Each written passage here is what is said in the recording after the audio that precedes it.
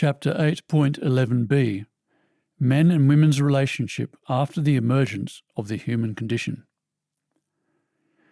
As has been mentioned, the dominant aspect of the transition that took place when humanity matured from childhood to adolescence was that humanity went from being a matriarchal society to a patriarchal one.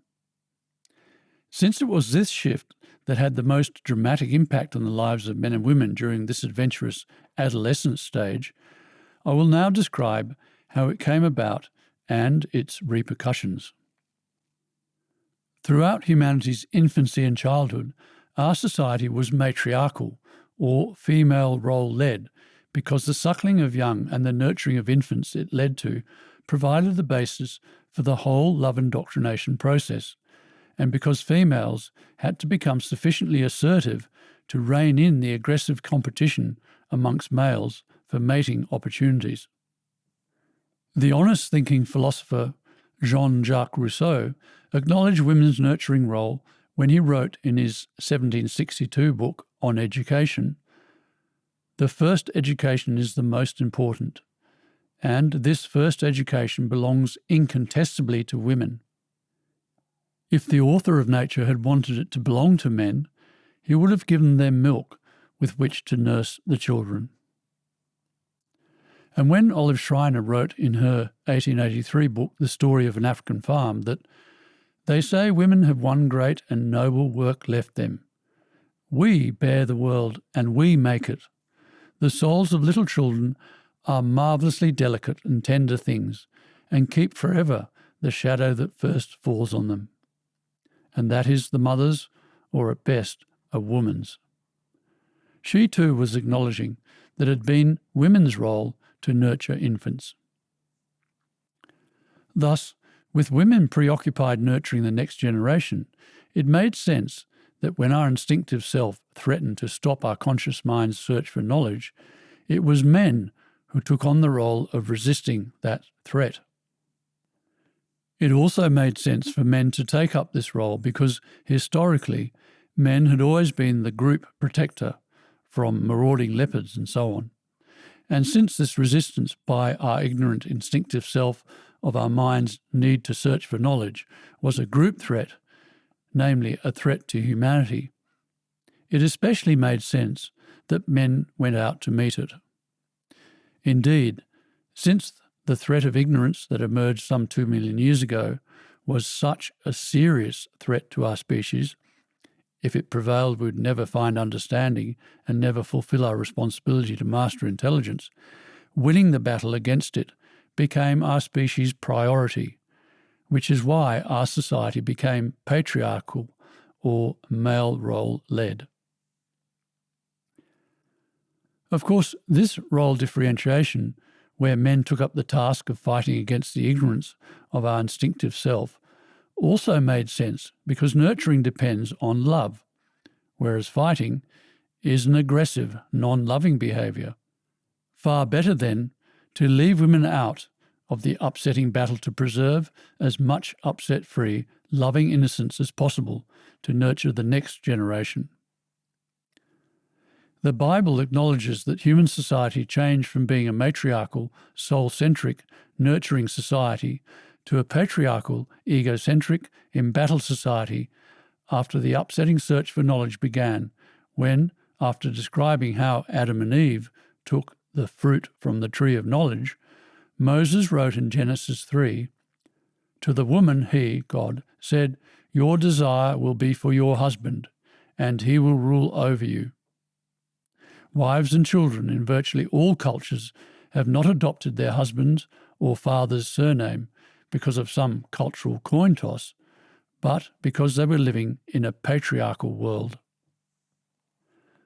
So, in keeping with their already established roles as the group protectors, it was men who took up the loathsomely upsetting job of championing the ego over the ignorance of our original instinctive self, leaving women to their loving, nurturing role. The problem this role differentiation gave rise to, however, was that in not being responsible for or participating in the terrible battle to overthrow ignorance, women were naive or unaware of the ramifications of fighting the battle, and as a result were unsympathetic to both the battle and the frustrated anger and egocentricity it produced in men. A situation that placed men in the awful predicament of being misunderstood and unjustly condemned by women. Women, not responsible for the fight against ignorance, and so not partaking in the battle itself, did not and could not be expected to understand what happened in the battle or the effect it had on men. Women could understand the search for knowledge, but not what the battle involved, as this comment from a 1982 Australian newspaper reveals. Shirley MacLaine can't find a man to love. The 48-year-old actress, said she, longs for a close and warm relationship, but hasn't met a suitable partner. Most men I meet seem to be too involved in trying to be successful or making a lot of money, she said. I feel sorry for all of them. Men have been so brainwashed into thinking they have to be so outrageously successful to be winners that life is very difficult for them. And it's terribly destructive as far as I'm concerned when you are trying to get a serious relationship going. The journalist, businesswoman, and 2013 Australian of the Year, Ita Buttrose, acknowledged women's comparative lack of ego when she said, "That's the difference between men and women. Men have egos and we don't." Yes, contrary to what feminists would have us believe, men and women are different. Indeed, as the author Camille Paglia said herself to her feminist sisters, "Wake up, men and women are different." Life has certainly been very difficult for men. They have had the absolutely horrible job of having to be strong enough to, in effect, kill soul, to search for knowledge and determinately defy our beautiful, cooperatively oriented, original, instinctive self. And since that defiance resulted in becoming angry, egocentric, and alienated, which are all divisive, ungodly traits, men were, in effect, in violation of God, the integrative ideals of life. So, from an initial state of upset, men had then to contend with a sense of guilt, which very greatly compounded their insecurity and frustrations and made them even more angry, egocentric, and alienated. As explained in Chapter 3.5, this avalanche of criticism is the double and triple whammy of condemnation that humans experience when we search for knowledge. How tough were men going to have to be to continue to do their job without receiving any respect or appreciation for why they were having to do what they were having to do? No wonder they have become so incredibly upset, and no wonder nearly all cultures conducted initiation ceremonies for young men, in which they were subjected to brutal physical pain that they had to demonstrate they could endure before they could be considered men. As for their partners in life, women, what could men do in the face of such a diabolical situation? They couldn't explain themselves to women because they couldn't explain the human condition. And not able to explain the human condition, they weren't able to defend their immensely upset, corrupted state. Indeed, instead of being able to explain that they were, in fact, the heroes of the whole story of life on earth because they had to succeed, and have now succeeded in championing the cause of nature's greatest invention, namely the conscious mind's battle to establish itself on earth, men have had to endure being completely misunderstood and misrepresented as the villains of the piece. Yes, there was very significant meaning in the sparse, tightly written prose that the great American novelist Ernest Hemingway used to describe the stoic lives of men. Just consider the titles alone of some of his books: Death in the Afternoon, For Whom the Bell Tolls, Winner Take Nothing, To Have and Have Not, The Old Man and the Sea, and Islands in the Stream. The following comment by literary editor Asa Babar in 1983 about the feminist movement describes the immensely frustrating situation endured by men. One of the reasons that men have been so quiet for the past 2 decades as the feminist movement has blossomed is that we do not have the vocabulary or the concept to defend ourselves as men. We do not know how to define the virtues of being male. But virtues there are.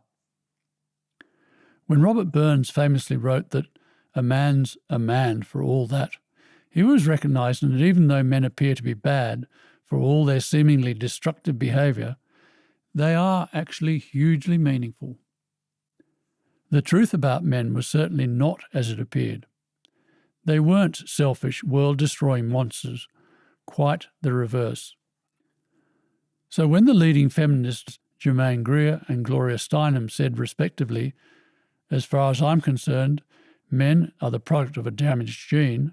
They pretend to be normal, but what they're doing sitting there with benign smiles on their faces is they're manufacturing sperm. And a woman needs a man like a fish needs a bicycle." They were making 2 of the most embarrassingly wrong statements in history, and yet, in her secret self, every woman has been making them for 2 million years. Incidentally, Greer's assertion that all men are doing is manufacturing sperm reflects human condition avoiding, psychosis denying, mechanistic science's dishonest explanation for men's competitive nature, which is that they are competing to reproduce their genes. Yes, most unfortunately, women have not appreciated our species' battle. They have not been able to empathise with what has been going on, nor respect the corrupting effect it had on men. They tended to be soul sympathetic, not ego sympathetic. For example, while the embattled egos of men needed to build towering buildings symbolising their will and determination to defy and defeat the unjustly condemning world that surrounded them, if civilization had been left in female hands, we would still be living in grass huts. This famous statement from Paglia in her 1990 book, Sexual Personae, can be understood both literally and metaphorically, because the fundamental situation was that if the soul, which women represented, had its way, the intellect would never have been allowed to search for knowledge. Our instinctive self or soul's ignorance of our conscious mind's need to search for knowledge had to be defied. If knowledge, ultimately self-knowledge, understanding of the human condition, was to be found. To give in to soul was to go nowhere, to remain in grass huts. The gulf between men and women, acknowledged in the title of John Gray's best-selling 1992 book, Men Are From Mars, Women Are From Venus, is palpably clear in this conversation I once overheard. She: "You men are wholly monstrous, foreign bodies, in fact cancers on this planet." He: "Yes, well, haven't you heard that women are so meaningless as to not even exist?" Adding while walking away, "The trouble with women is they come with a brain because their brain is missing a cog. They have no idea what's going on." This bitter exchange provides a true measure of the extent of the war between the sexes. The fact is, women have not understood men at all, as this quote from Kate Llewellyn's poem titled Men admits. "Men are a knot I'll never untie, around a box I long to peer into." In his painting The Creation of Adam, shown at the beginning of chapter 4, Michelangelo recognised the fundamental schism between men and women when he depicted a woman siding with God, the personification of integrative idealism, while looking aghast at man. At this point, a cartoon by Michael Leunig titled Men and Women, War and Peace is included. It depicts a man and a woman with faces downturned with distress facing one another across a wide patch of ground. Behind the man lies a tangle of barbed wire, and on the distant horizon a bombed-out city spews smoke into the air. Behind the woman is a flowering meadow with a tree and a moon in the background. They each hold a bouquet as an offering.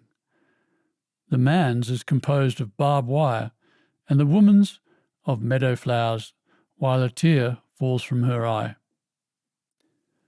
Following the cartoon, the text resumes. This cartoon recognises the immense gulf that has existed between the situation men and women faced under the duress of the human condition and their subsequent view of the world, with Lunig indicating the lack of empathy women have had for the battle and its corrupting effect on men by the women's tears of disappointment and sadness. Women have not been, as it were, mainframed, as intuitively understanding of the battle as men. In the same way, men have never been as mainframed to the role of nurturing as women intuitively are. While humans have not been able to understand and thus explain and talk about the upsetting battle against ignorance in the search for understanding of the human condition, especially unable to understand, explain and talk about the different roles each sex was playing in that battle, being charged with fighting that upsetting battle meant men at least retained an awareness of the battle the human race has been involved in, whereas women were in a blind position when it came to understanding what it all meant. Sir Lawrence van der Post described this limitation of women in his 1976 book Jung and the Story of Our Time, when he related a dream Carl Jung had about a blind woman named Salome. Sir Lawrence wrote that Salome was young, beautiful and blind, explaining the symbolism of Salome's blindness with the following words. Salome was blind because the anima, the soulful, more feminine side of humans, is incapable of seeing. And in his classic 1902 novel Heart of Darkness, which is a metaphorical journey into the heart of the dark horror of what the human condition really is, Joseph Conrad recognised that it made sense to leave women out of men's battle against ignorance when he had a man say, "Oh, she is out of it, completely. They, women I mean, are out of it, should be out of it. We must help them to stay in that beautiful world of their own, lest ours gets worse." Conrad also recognised how this omission left women out of touch with reality by having another man say, "It's queer how out of touch with truth women are. They live in an idealistic world of their own. It is too beautiful altogether, and if they were to set it up, it would go to pieces before the first sunset."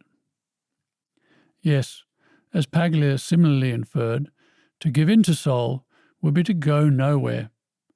Regarding the caption of Lunig's cartoon, paradoxically, real peace could only come by men winning their war against the ignorance of our instinctive self or soul. It was because women lacked empathy with the battle taking place on earth that they have had to work through men. As it states in Genesis in the Bible, women were man's helper. Soul helped the intellect. It did not lead it. Not being mainframed to the battle going on in the world has made it very difficult for women to create profound works of literature, music and art, as evidenced by almost all the quotes employed in this book's analysis of the human condition coming from males. And also by these words on the 1989 feminist Guerrilla Girls poster, "Do women have to be naked to get into the Met Museum, Metropolitan Museum of Art in New York? Less than 5% of the artists in the modern art sections are women, but 85% of the nudes are female." The extreme importance of women as sex objects will be explained shortly. Christ did not choose 12 men as disciples because of the cultural conditioning of his day, as some have claimed. Christ was never influenced by arbitrary tastes and attitudes. He was only influenced by the truth. And the truth is, women have not been in the best position to mediate in a battle they were not directly engaged in, which is why in religions such as Christianity, women have been excluded from the priesthood. The poet Charles Baudelaire's infamous comment in his 1864 book My Heart Laid Bare that I have always been astonished that women are allowed to enter churches. What conversation can they have with God? Was not actually meant to imply that women have no place in the Christian church, only this truth that women don't wrestle with the human condition like men have had to. Humanity's 2 million year adolescent search for its identity, search for understanding of itself, particularly for the reason for its divisive nature, has been a patriarchal journey, just as humanity's infancy and childhood was a matriarchal stage. The following passage from the philosopher Friedrich Nietzsche acknowledges what has just been explained about women, their greater ability to nurture, that they have had to work through men, and that they haven't been aware of, or mainframed to, the deeper battle that has been waging on earth. Woman understands children better than a man. The man's happiness is, I will. The woman's happiness is, he will. Behold, now the world has become perfect. Thus thinks every woman when she obeys with all her love. And woman has to obey and find a depth for her surface. Woman's nature is surface, a changeable, stormy film upon shallow waters. But a man's nature is deep. Its torrent roars in subterranean caves. Woman senses its power, but does not comprehend it. What now needs to be described is that without the ability to explain the all-important role that men were having to play, and thus defend themselves against women's lack of appreciation of that role, a situation that led to such unappreciative criticisms as those from Greer and Steinham, what men in their anger, frustration and desperation did was to turn on women and attack their condemning innocence by violating it through sex, as in the fucking or destroying of innocence. But before describing that extremely tragic development, I first need to explain that women were not the original victim of men's upset. That unfortunate distinction went to animals because their innocence, in fact the innocence of all of nature, also criticised men. Nature was a friend of our original instinctive self or soul because we grew up with it. Humanity spent all its infancy and childhood alongside nature in the Garden of Eden, that was Africa. And so by association, the natural world, especially the innocent world of animals, also criticised men. Yes, the hunting and killing of animals was the first great expression of men's upset anger and egocentricity.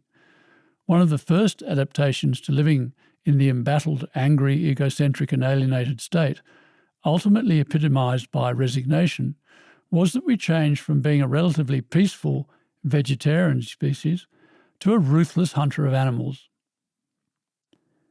It has always been claimed that the hunting in the hunter-forager lifestyle that characterised virtually the entire 2 million year period of humanity's adolescence was primarily driven by the need for protein-rich food, a mechanistic, denial-complying belief that has so far protected upset humans from the condemning truth of the extreme aggression involved in hunting. But in fact, research shows that 80% of the food consumed by existing hunter-foragers, such as the Bushmen of the Kalahari, is supplied by the women's foraging. So if providing food was not the reason, why did men hunt?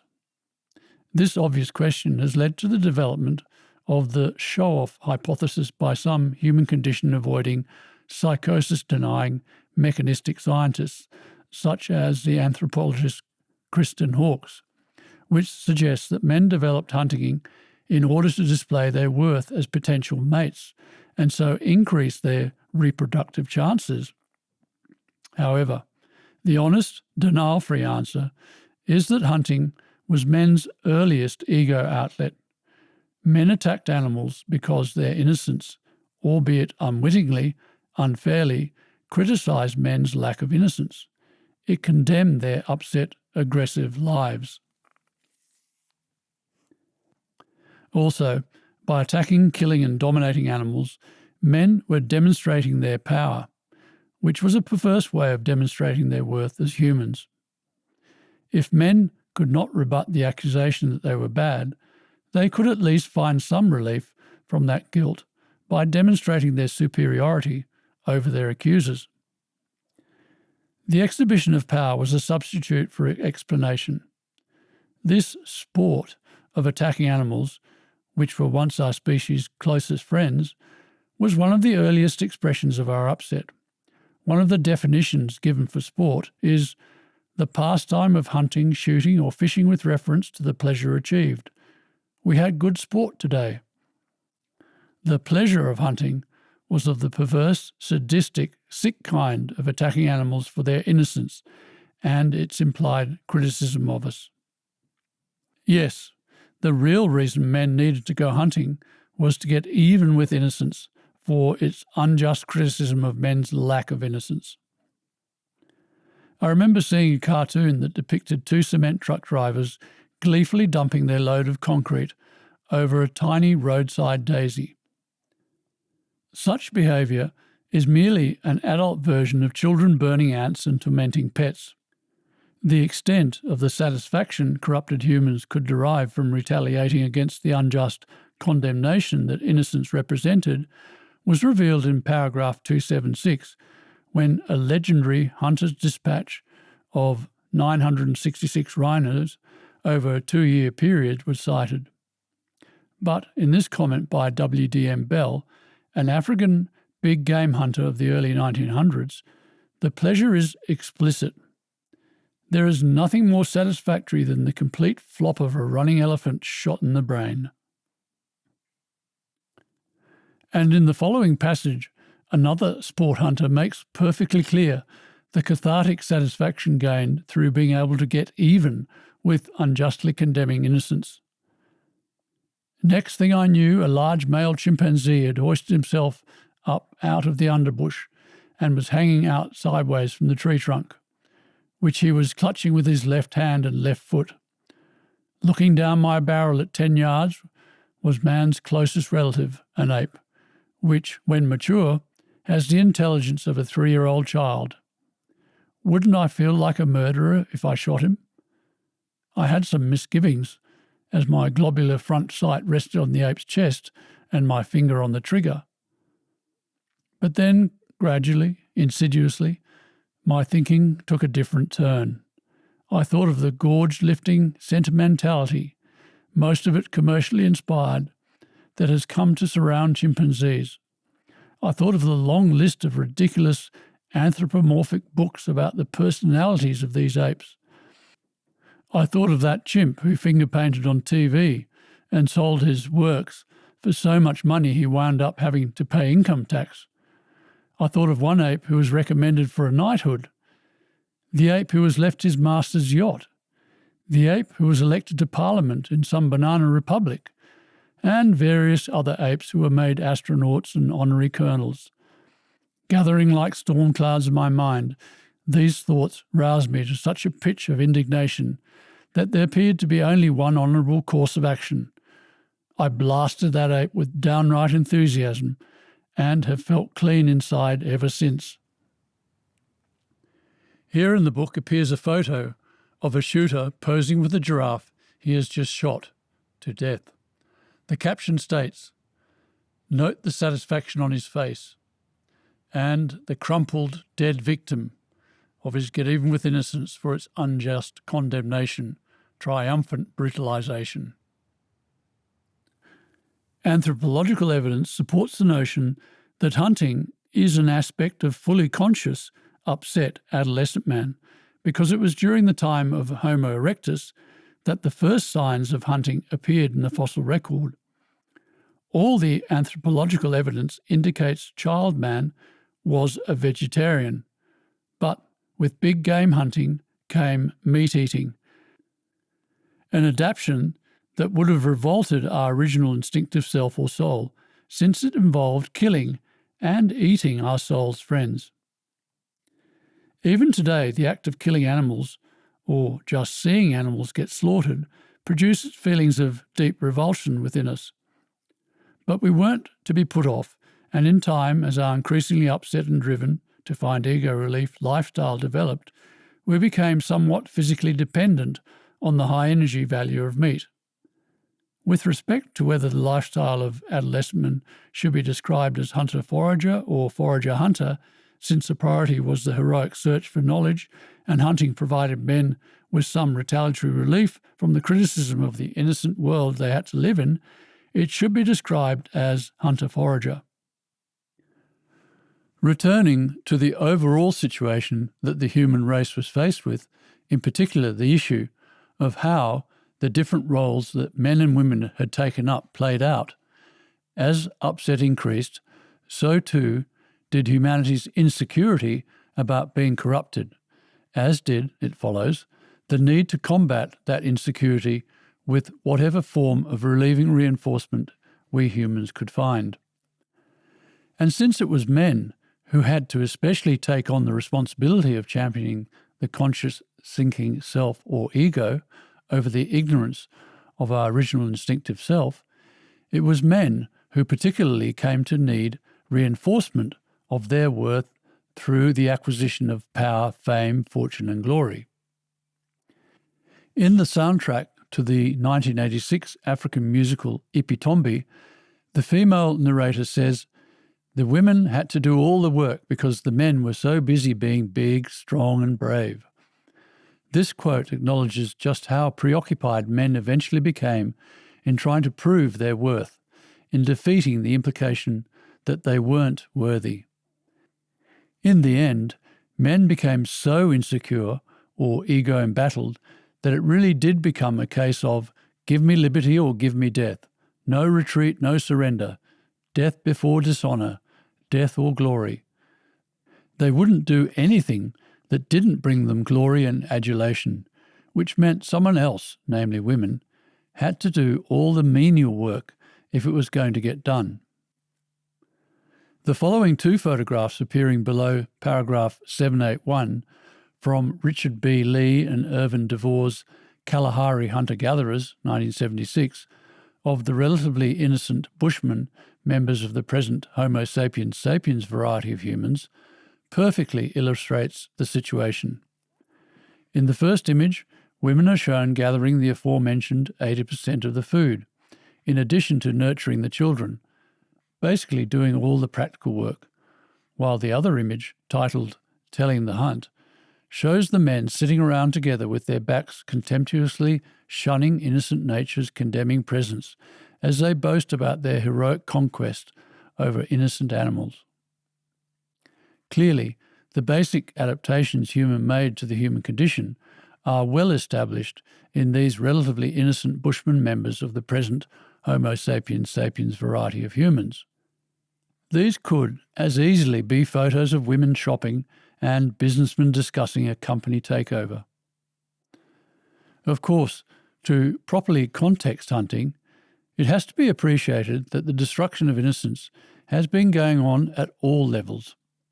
After all, in resigning, which became almost universal in its occurrence some 11,000 years ago, humans also destroyed the innocent soul in themselves by repressing it.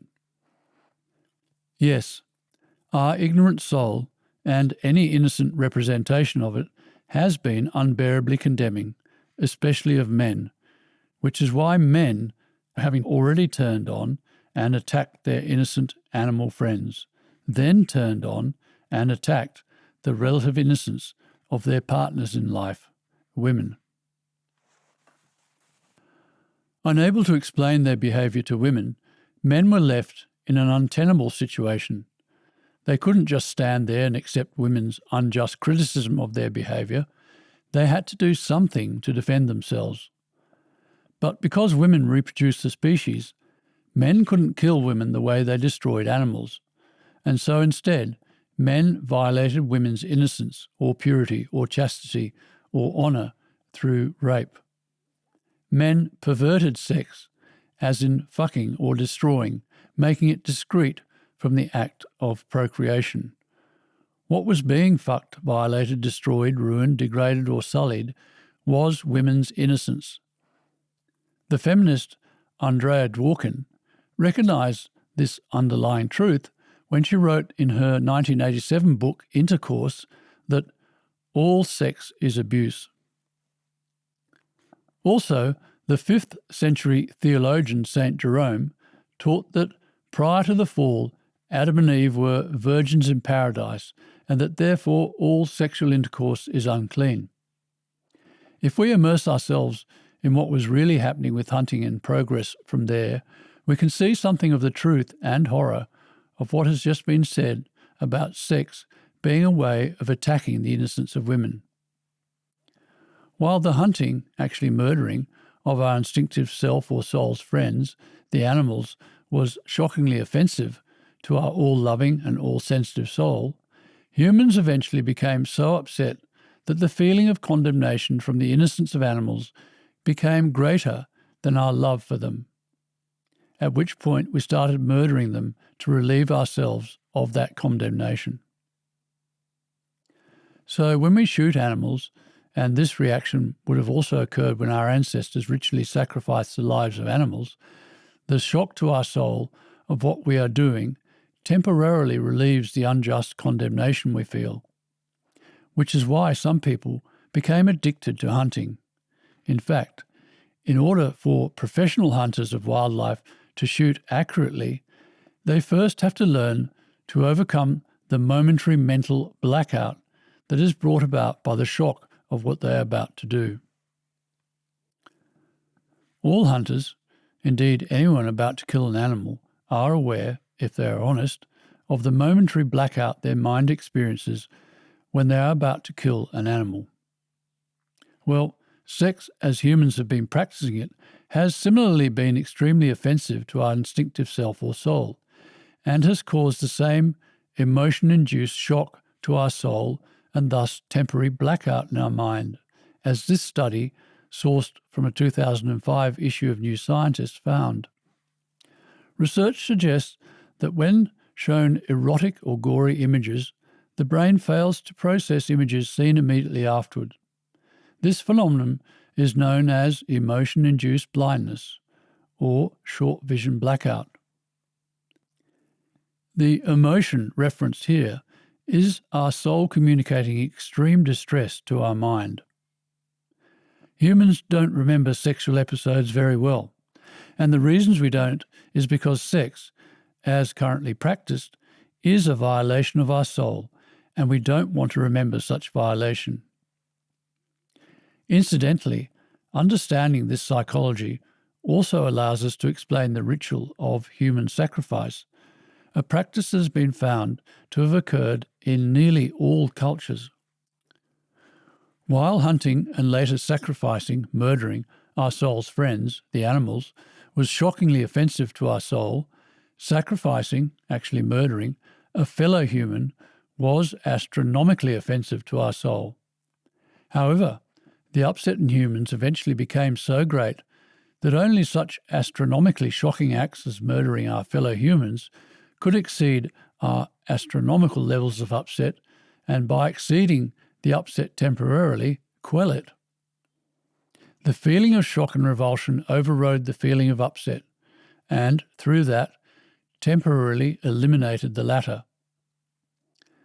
As will be described later in paragraph 1289, the terrible bloodletting that took place during the Second World War represented such an immense valving off of upset that it brought forth a period of freedom from upset, a freedom that gave rise to the freshness of the 1960s post-war generation, the irrepressible baby boomers.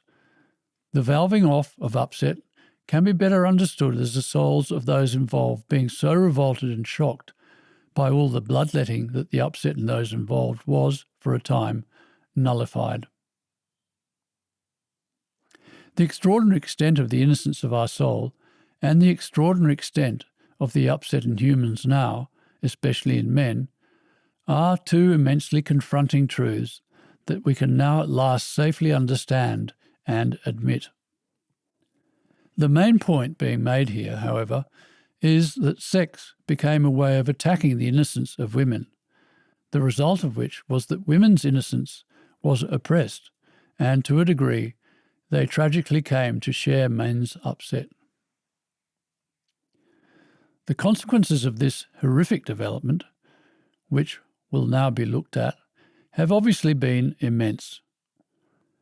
Prior to the perversion of sex as a way of attacking the condemning innocence and naivety of women, women weren't viewed as sex objects, and so nudity had none of the problems of attracting lust, and so there was no need to conceal our nakedness with clothes.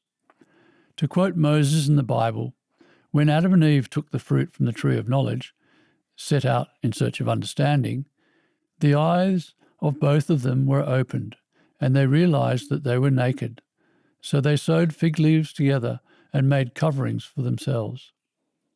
Plato similarly described our original state of innocence before we had any experience of evils to come as the time when we were simple and calm and happy, and lived a blessed and spontaneous life where neither was there any violence or devouring of one another, and no possession of women, and we dwelt naked and mostly in the open air. See chapter 2.6. Clothing was not originally designed to protect the body from cold, as children have been evasively taught at school, but to restrain lust, to the extent that once we became extremely upset, even the mere sight of a woman's ankle or face became dangerously exciting to men, which is why in some cultures that cater for extreme upset, women are completely shrouded and persecuted if any part of their body is revealed in public. It was a reverse of the truth lie to say, as it is frequently argued, that this concealment of women was introduced out of respect for women. The truth is, it was enforced because women were being disrespected. In the case of the convention of marriage, this institution was invented as one way of containing the spread of upset. By confining sex to one lifelong monogamous relationship, the souls of the couple could gradually make contact and coexist in spite of the sexual destruction involved in their relationship. As stated in the Bible, in marriage, a man will leave his father and mother and be united to his wife, and the two will become one flesh, so they are no longer two but one. Brief relationships, on the other hand, kept souls repressed and spread soul repression. However, the more upset, corrupted, insecure, and alienated humans became, the more they needed sexual distraction and reinforcement through sexual conquest, in the case of men, and sex object attention, a development in women that will be explained shortly. And thus the more difficult it became for both sexes to remain content in a single monogamous relationship. The saying, the first cut, the first falling out of love, is the deepest, is an acknowledgement of the deep and total commitment humans make to their first love. It reveals that the original, relatively innocent relationship between a man and a woman was monogamous. If you want a truly beautiful description of the depth of commitment, men especially, because they are more innocent in this regard than women, can make to their first love, watch Jeff Nichols' 2012 film Mud, starring Matthew McConaughey, or read the prophet Khalil Gibran's 1957 story, The Broken Wings. Since sex killed innocence, ideally, although impractical for the majority of the human race who had to ensure the continuation of the species, if we wanted to free our soul from the soul-destroying hurt sex caused it, we needed to be celibate. As Christ explained it, some priests renounce marriage for the kingdom of heaven. But while sex was an attack on innocence, an act of aggression, it was also one of the greatest distractions and releases of frustration, and on a nobler level, it became an inspirational act of love, an act of real affection derived from a shared faith in the ultimate meaning of their lives. A sublime partnership between men and women did develop, for when all the world disowned men for their unavoidable divisiveness, women, in effect, stayed with them, bringing them the only warmth, comfort and support they would know. As Moses says in Genesis, "The Lord God said, 'It is not good for the man to be alone. I will make a helper suitable for him.' Then the Lord God made a woman, and he brought her to the man." Sir Lawrence van der Post offered this sensitive attempt by a man to explain to a woman the greatest significance of sex in his 1963 book, The Seed and the Sower. It is a conversation that takes place on the eve of a Second World War battle. Touched by her concern for her honour, in his imagination he would have liked to tell her that he could kneel down before her as a sign of how he respected her and beg her forgiveness for what men had taken so blindly and wilfully from women, all the 1,001 years now vanishing so swiftly behind them.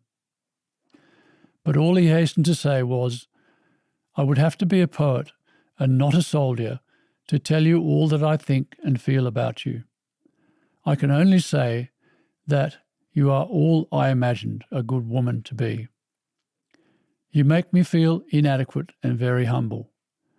Please know that I understand you have turned to me not for yourself, not for me, but on behalf of life. When all reason and the world together seem to proclaim the end of life as we have known it, I know you are asking me to renew with you our pact of faith with life in the only way possible to us." Friedrich Nietzsche gave an honest description of the roles that developed for men and women in humanity's heroic journey to overthrow ignorance when he famously wrote that man should be trained for war and woman for the recreation of the warrior. All else is folly. The 1960s sex symbol Brigitte Bardot was of a similar view when she said, "A woman must be a refuge for the warrior. Her job is to make life agreeable." Although shortly after making this statement, Bardot encapsulated the paradox of life for women when she declared that all men are beasts.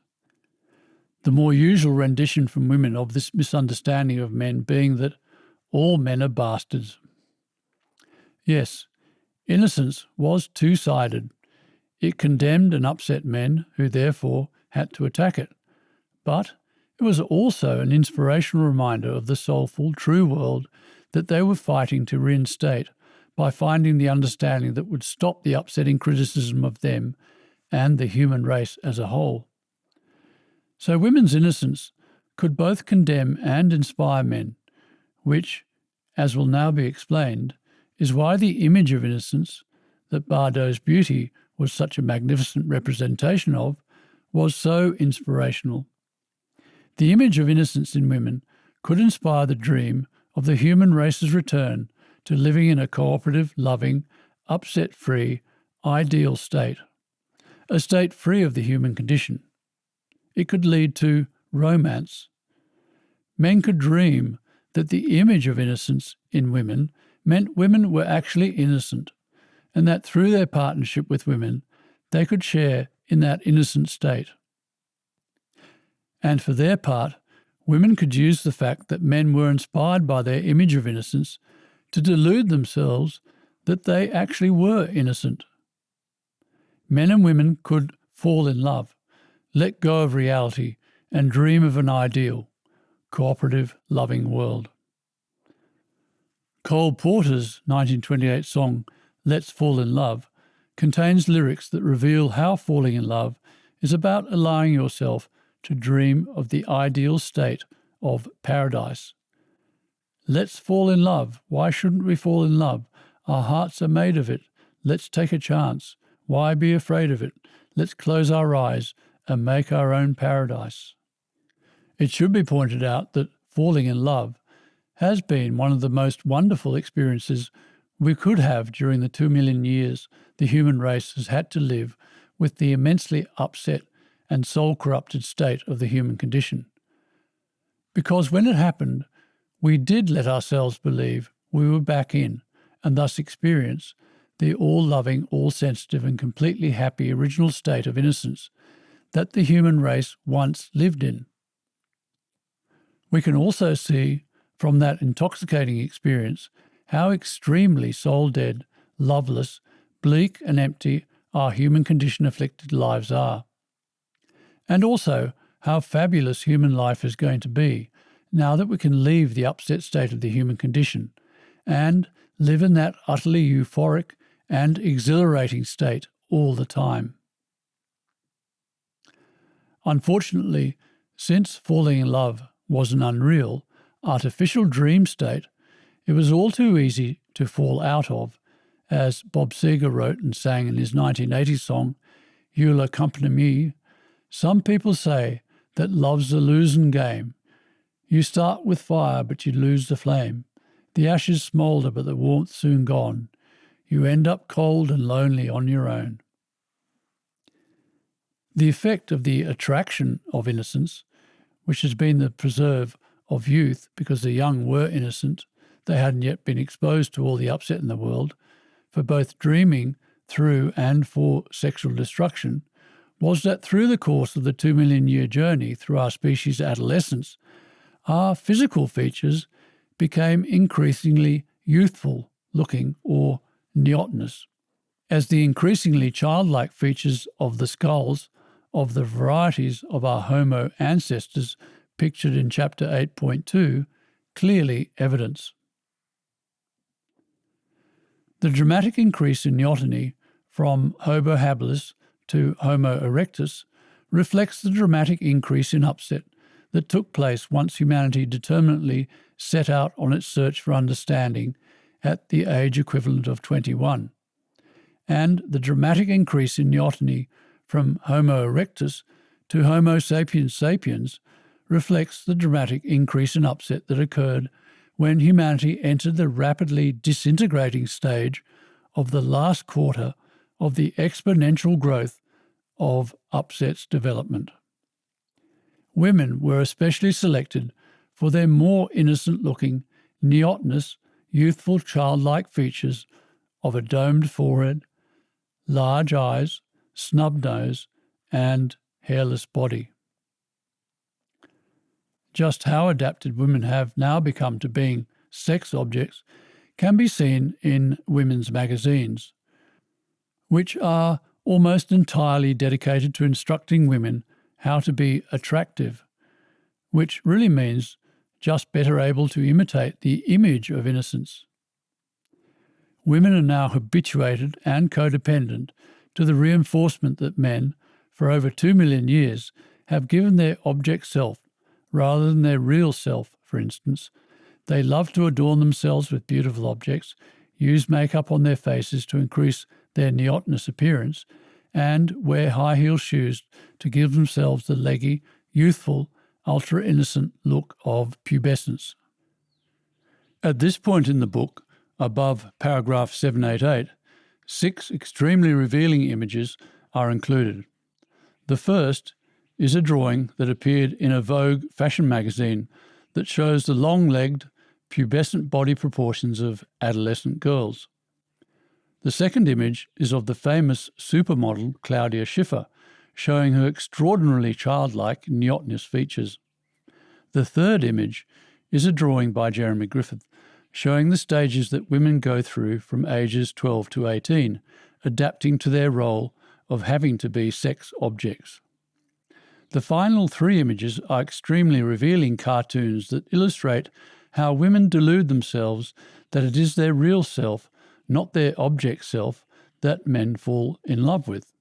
The caption underneath these last cartoons ends with the comment, "Obviously, the sooner the horror and suffering of the human condition ends, the better."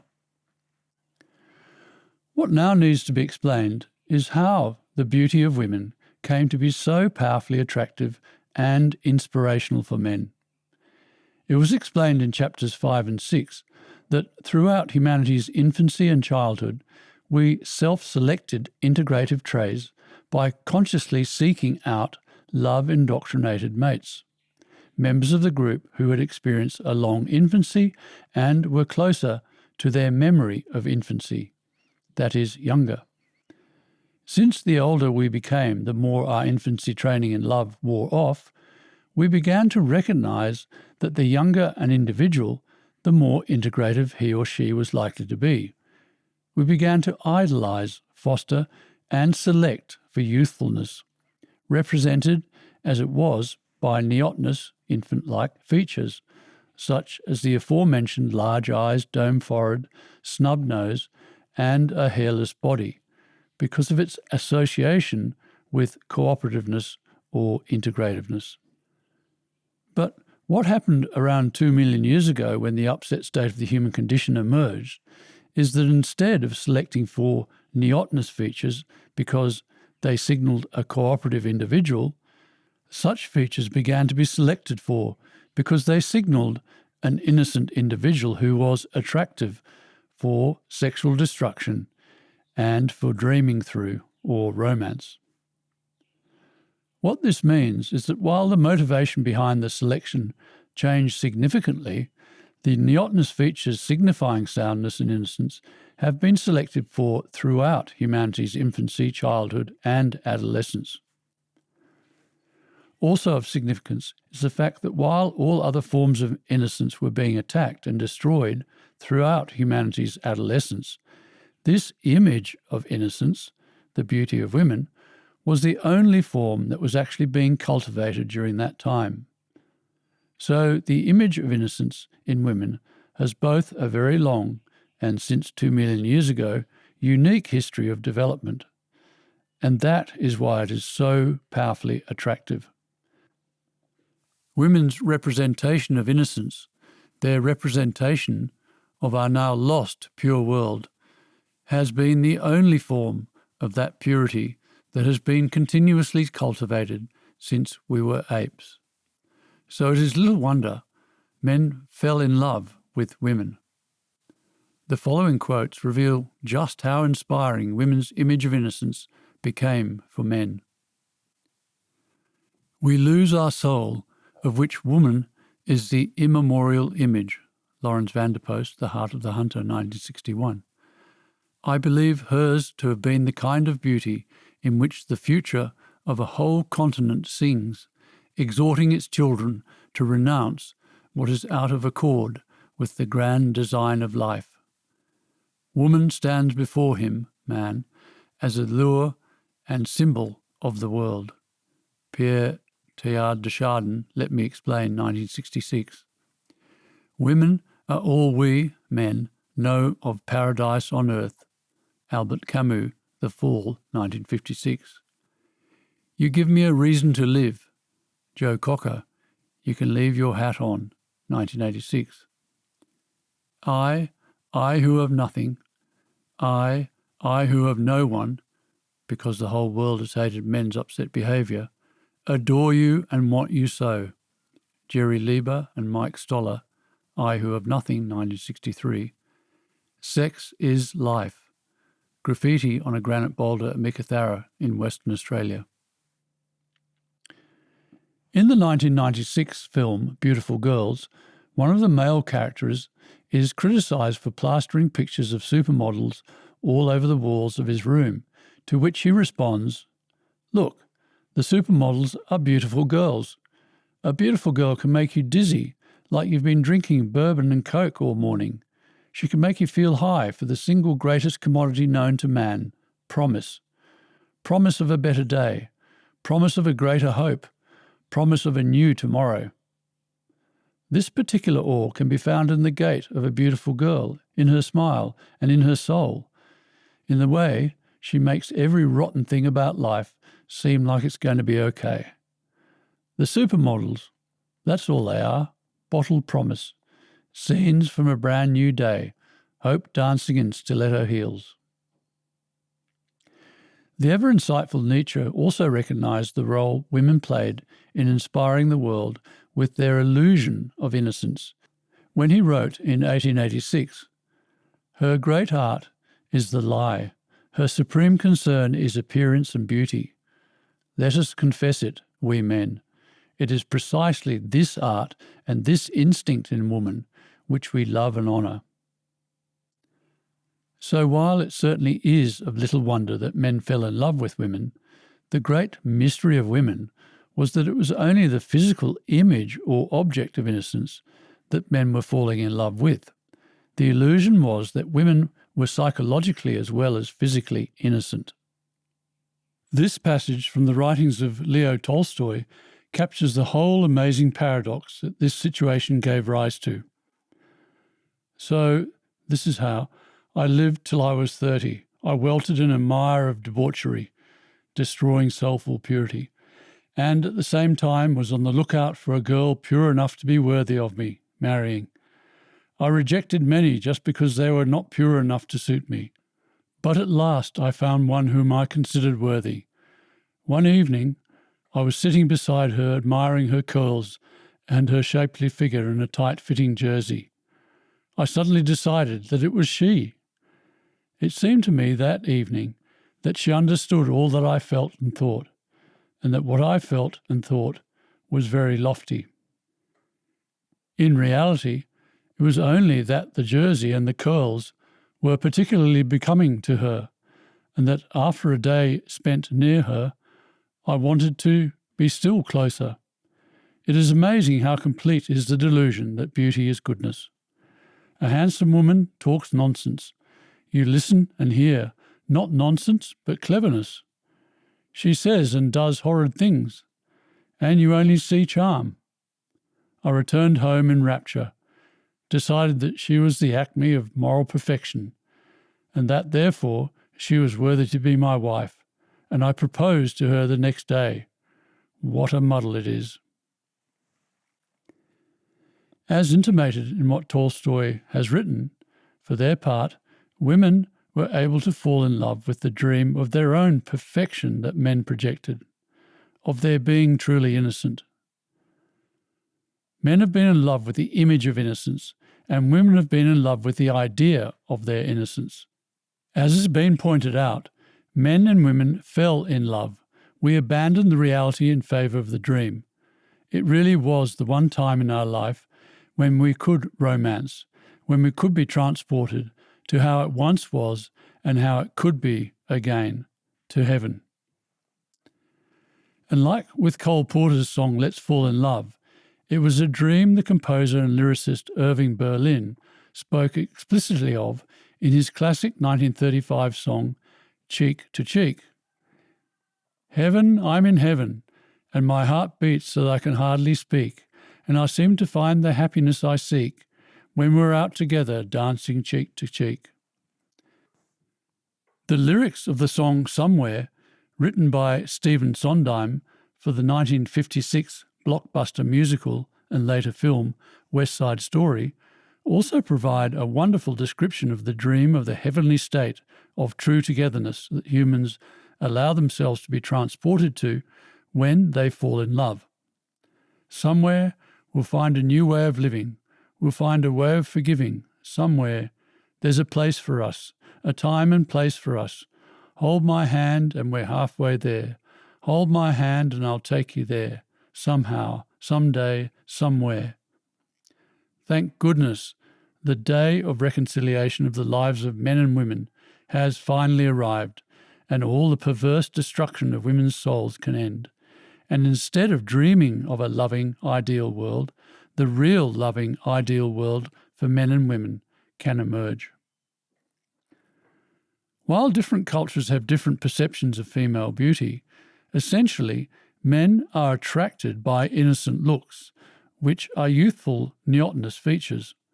The popular saying, blondes have more fun, illustrates the tendency in Caucasian cultures to regard blonde women as more attractive, because many young Caucasians have blonde hair, a sign of youth or innocence.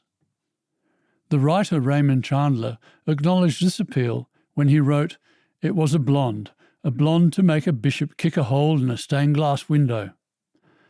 Long, healthy hair is also associated with youth, which is why men find long hair on women attractive.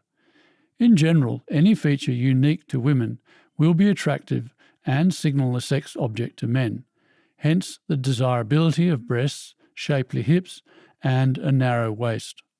The different cultural definitions of beauty can also be explained in terms of what has historically signified innocence. For instance, in times when few could afford to eat or live well, fat women were considered beautiful because their appearance generally indicated that they had been well cared for, better nurtured, and were thus more innocent. Today, however, the attraction of a long, ultra-thin female shape can be explained by the increase in alienation amongst humans. The duration of innocence now is very brief, and, as has been mentioned, what is now deemed attractive is that pubescent age when young girls first start to develop physically and have the slender, long-legged frame of young animals, such as foals. So, for women to be perceived as attractive, they have to endeavour to look like an innocent, pubescent teenager, which explains a long-held obsession with extremely uncomfortable high heels that elongate women's legs. This ultra-thin body shape is, of course, completely unnatural for most adult, childbearing women, and to achieve it necessitates a starvation diet, a situation that has led to debilitating disorders such as anorexia and bulimia. Moreover, as reported in 2014 in the Weekend Australian magazine, salons say clients, girls, as young as 14 or less, are requesting Brazilians, removal of all their pubic hair, in order to make themselves look even more nubile and innocent. Such is the level of perversion or sickness that has developed in the human race.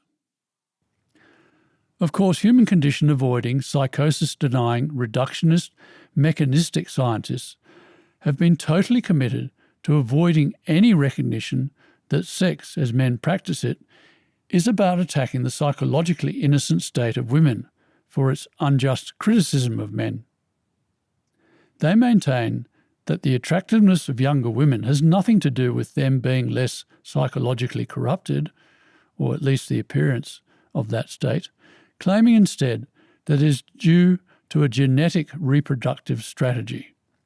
That, as stated in a 2007 Psychology Today article, men want to mate with women who look like Barbie, young with small waist, large breasts, long blonde hair and blue eyes, because they are healthier and more fertile than other women. This is the old social Darwinist or evolutionary psychology strategy of blaming our competitive, selfish and aggressive human condition, not on an upset psychosis in humans, which is its real source, but on non-existent, savage, aggressive and competitive animal instincts within us. No beautiful, unconditionally loving, altruistic, selfless soul in humans, just brutal, aggressive, make sure you reproduce your genes, animal instincts. No psychological upset in the human race now. What rubbish. No wonder fuck is such a good swear word. Everyone actually knows sex as humans practice it is about attacking the psychological innocence of women, that it's about fucking, but no one is admitting it. And, as I will explain more fully in paragraph 870, such extreme dishonesty provides the motivation for swearing. That swearing is a way of tearing through the overburden of dishonesty that we are all being forced to endure. In this case, tearing through the dishonesty that sex isn't about destroying innocence. Of course, sex is about attacking fucking innocence. As Dworkin said, it's abuse, it's psychotic behaviour, but mechanistic scientists weren't going to admit that. No, as emphasised in paragraph 217, mechanistic scientists' human condition avoiding attitude was, what psychosis, what inner insecurity, what sense of guilt, what original golden age of innocence, what fallen condition, what alienation, what great elephant in the living room of our lives that we can't acknowledge. To hell with your psychological garbage.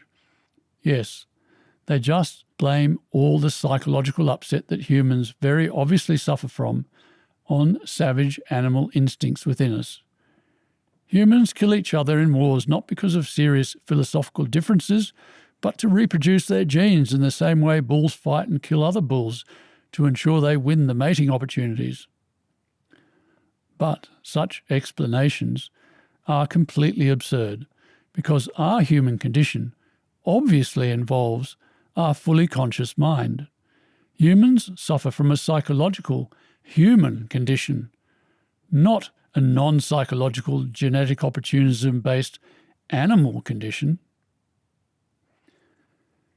Again, Arthur Koestler summarized mechanistic reductionist science's deliberate blindness to the issue of the mental disorder of our unique human condition when he wrote in his 1978 book, Janus, Summing Up, that symptoms of the mental disorder which appears to be endemic in our species are specifically and uniquely human and not found in any other species. Thus it seems only logical that our search for explanations of human behaviour should also concentrate primarily on those attributes of Homo sapiens which are exclusively human and not shared by the rest of the animal kingdom. But however obvious this conclusion may seem, it runs counter to the prevailing reductionist trend. Reductionism is the philosophical belief that all human activities can be reduced to, that is, explained by, the behavioural responses of lower animals, Pavlov's dogs, Skinner's rats and pigeons, Lorenz's grey-legged geese, Morris's hairless apes. That is why the scientific establishment has so pitifully failed to define the predicament of man. Yes, turn on the television and there will be endless programs presenting completely bullshit, pitiful biological explanations of human behaviour, such as this claim that men prefer younger women because they are better able to reproduce their genes. Just this week on television, 3rd of June 2013 at the time of writing, the first program on a National Geographic series titled Ape Man began with these words. In this series, I'll introduce you to your inner ape, to expose our most basic instincts and explore their origins in the ape world. So get ready to learn the laws of the jungle, because like me, you are Ape Man. I've learnt that there's actually an ape living inside us humans, and that inner ape is hungry for power, for our primate cousins, being the alpha male, gives them the first pick of the three things that matter most: food, territory, and of course females. And we humans are just the same. World leaders, celebrities, even your boss, alphas rule the world. The truth is 100% the opposite of this. Our instinctive heritage is of being cooperative, selfless, and loving. And then we became psychologically upset, and as a result of that, we became competitive and aggressive. Yes, it was fucking mechanistic biological crap like this that was leading humanity straight to terminal alienation and extinction. The very obvious truth is that sex, as men practice it, has, at base, been all about attacking the innocence of women. And unfortunately, this destruction of women's souls and the cultivation of their image of beauty has been occurring for some 2 million years. As such, men and women have become highly adapted to their roles. While men's magazines are full of competitive battleground sport and business, women's magazines are, as has been pointed out, dedicated to enhancing beauty, to becoming more attractive, and to maintaining that attractive beauty for as long as possible.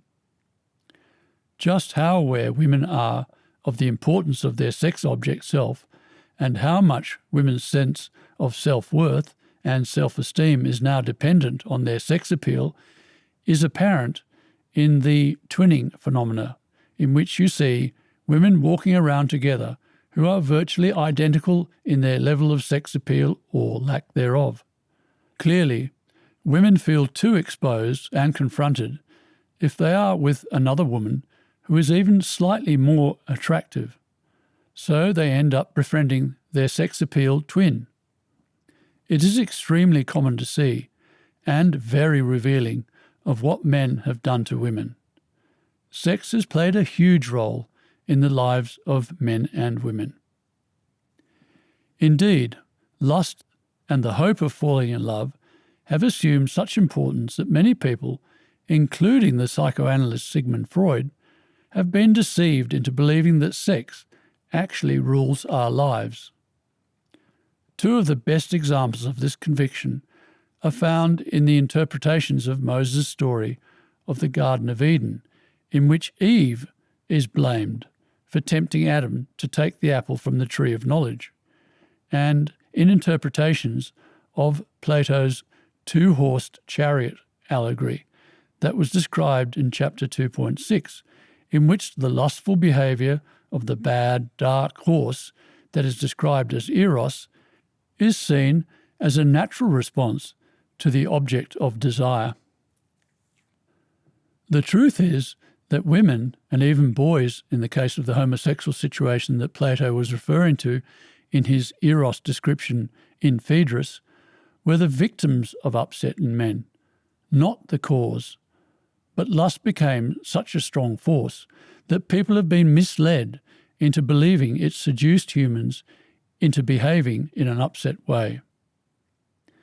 As was explained in chapter 2.6, Moses and Plato were simply using sexual desire as the most obvious indication of our corrupted, upset state, as evidenced by the fact that Moses referred to our original state as being like an innocent Garden of Eden, where Adam and his wife were both naked and they felt no shame, while Plato similarly referred to our instincts as innocent and pure, and that in our pre-corrupted state there was no possession of women, no devouring of one another, and they dwelt naked. As just pointed out in paragraph 792, and as was emphasised in chapter 2.5, what needs to be appreciated is just how determinately humans have sought to avoid the human condition by blaming our divisive behaviour on savage we have to reproduce our genes instincts, which was so clearly evidenced in all the dishonest biological explanations for human behaviour that were described in chapter 2. Blaming our upset behaviour on supposed selfish survival of the fittest we have to reproduce our genes has been the main lie humans have employed to cope with the horror of our corrupted condition. The problem for women, of course, is that while their image of innocence was being cultivated throughout those 2 million years, their soul, their actual innocence, was being destroyed. Women are only the image of innocence, but without the understanding necessary to explain themselves, men had no choice other than to repress the relative naivety of women, which in turn tied women's corruption inextricably to men's. It has been an extremely difficult situation for women. They have had to try to sexually comfort men, but also preserve as much true innocence in themselves as possible to nurture the next generation. Their situation, like men's, worsened at an ever-increasing rate, in that the more women comforted men, the less innocence they retained and the greater comforting the following generation needed. Had humanity's battle continued in this exponential pattern for a few centuries more, all women would have eventually become like Marilyn Monroe, complete sacrifices to men. At this point, men would have destroyed themselves and the human species, for there would be no soundness left in women to love or nurture future generations. Olive Schreiner emphasised this point in her already referred to amazingly truthful 1883 book, The Story of an African Farm. When talking of men persuading women to have sex, Olive Schreiner's female character stated that men may say, "Go on, but when you, men, have made women what you wish, and her children inherit her culture, you will defeat yourself. Man will gradually become extinct. Fools." Incidentally, we again see here how calling men fools was an expression of women's lack of understanding of men and why they were being attacked sexually by men in the first place. Yes, tragically, across every generation, individual women have had a very brief life in innocence before being soul-destroyed through sex, following which they have had to try to nurture a new generation, all the time trying to conceal the destruction that was all around and within them. Mothers have tried to hide their alienation from their children, but the fact is, if a mother knows about reality or upset, her children would know about it and will psychologically adapt to it. Alienation is invisible to those alienated, but to the innocent, and children are born innocent, it is clearly visible. For example, Christ's mother Mary must have been innocent because Christ was. Since women become upset through sex, Mary must have had virtually no exposure to sex. The symbol for women's innocence or purity is virginity, hence the description of Christ's mother as the Virgin Mary. The renowned writer D.H. Lawrence recognised the essential innocence of the Virgin Mary when, in reference to her, he wrote, "Oh, oh, all the women in the world are dead. Oh, there's just one." Having to inspire love when they were no longer loving or innocent, and attempt to nurture a new generation, all the while dominated by men who couldn't explain why they were dominating, what they were actually doing, or why they were so upset and angry, was, in truth, more than extremely difficult. It was an altogether impossible task, and yet women have done it for 2 million years. Indeed, it is because of women's phenomenally courageous support that men, when civilized, treat them with such chivalry and deference. Men have had an impossible fight on their hands, but at least they had the advantage of intuitively understanding that battle. To be a victim of a victim, as women have been, is an insufferable situation, because while a primary victim knows what the primary source offence is, a victim of a victim does not. This is why when men became overly upset, they became mean, even brutal. But when women became overly upset, they became nasty, even venomous. Not knowing what it is they are flailing at, women's fury is unsourced, untargeted, and unbounded. The proverb, "Hell knows no fury like a woman scorned," recognises this potential extremity in the nature of women. Nietzsche wrote, "Let man fear woman when she hates, for man is at the bottom of his soul, only wicked, but woman is base." Women have historically had to carry so much unsourced frustration and hurt that their psychological situation is very fragile.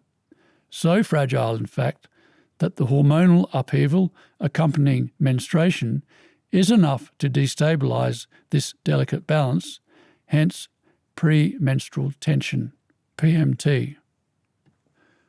So while men's situation has been horrible, so has women's. And just as men have yearned for freedom from their oppressor, ignorance, so women have yearned for freedom from their oppressors, men, as this comment by Olive Schreiner in her book The Story of an African Farm describes. "If I might but be one of those born in the future, then, perhaps, to be born a woman will not be to be born branded. It is, for love's sake, yet more than for any other, that we, women, look for that new time. Then, when that time comes, when love is no more bought or sold, when it is not a means of making bread, when each woman's life is filled with earnest, independent labour, then love will come to her, a strange, sudden sweetness, breaking in upon her earnest work, not sought for, but found." Thank goodness, with the battle to defeat the ignorance of our instinctive moral soul now won, the horror of both men's and women's existence can end. And this dreamed of new time, where society will be neither matriarchal or patriarchal, but gender neutral and at peace can begin.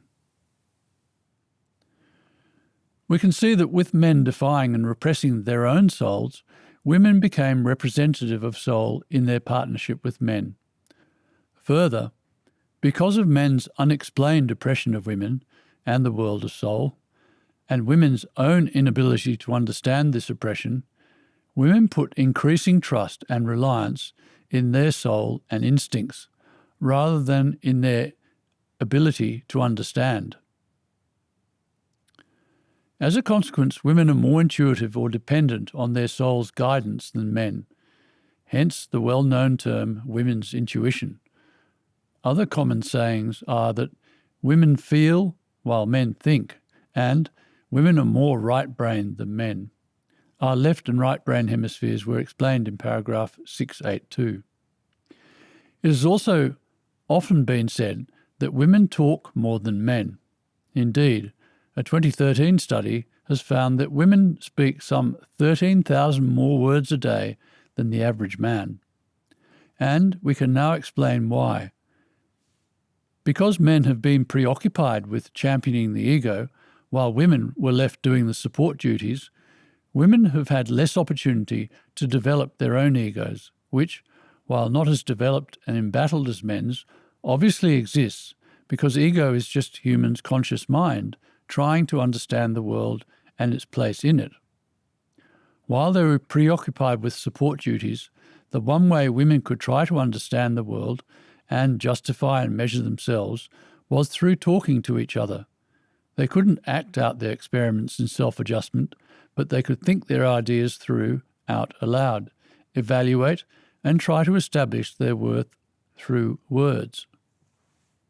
The following honest description of the different roles of men and women from Sir Lawrence Vanderpost from his 1963 book, The Seed and the Sower, illustrates these very distinct attitudes. The sword was, he would suggest, one of the earliest images accessible to us of the light in man, his inborn weapon for conquering ignorance and darkness without. This, for him, was the meaning of the angel mounted with a flaming sword over the entrance to the garden of an enchanted childhood to which there could be no return.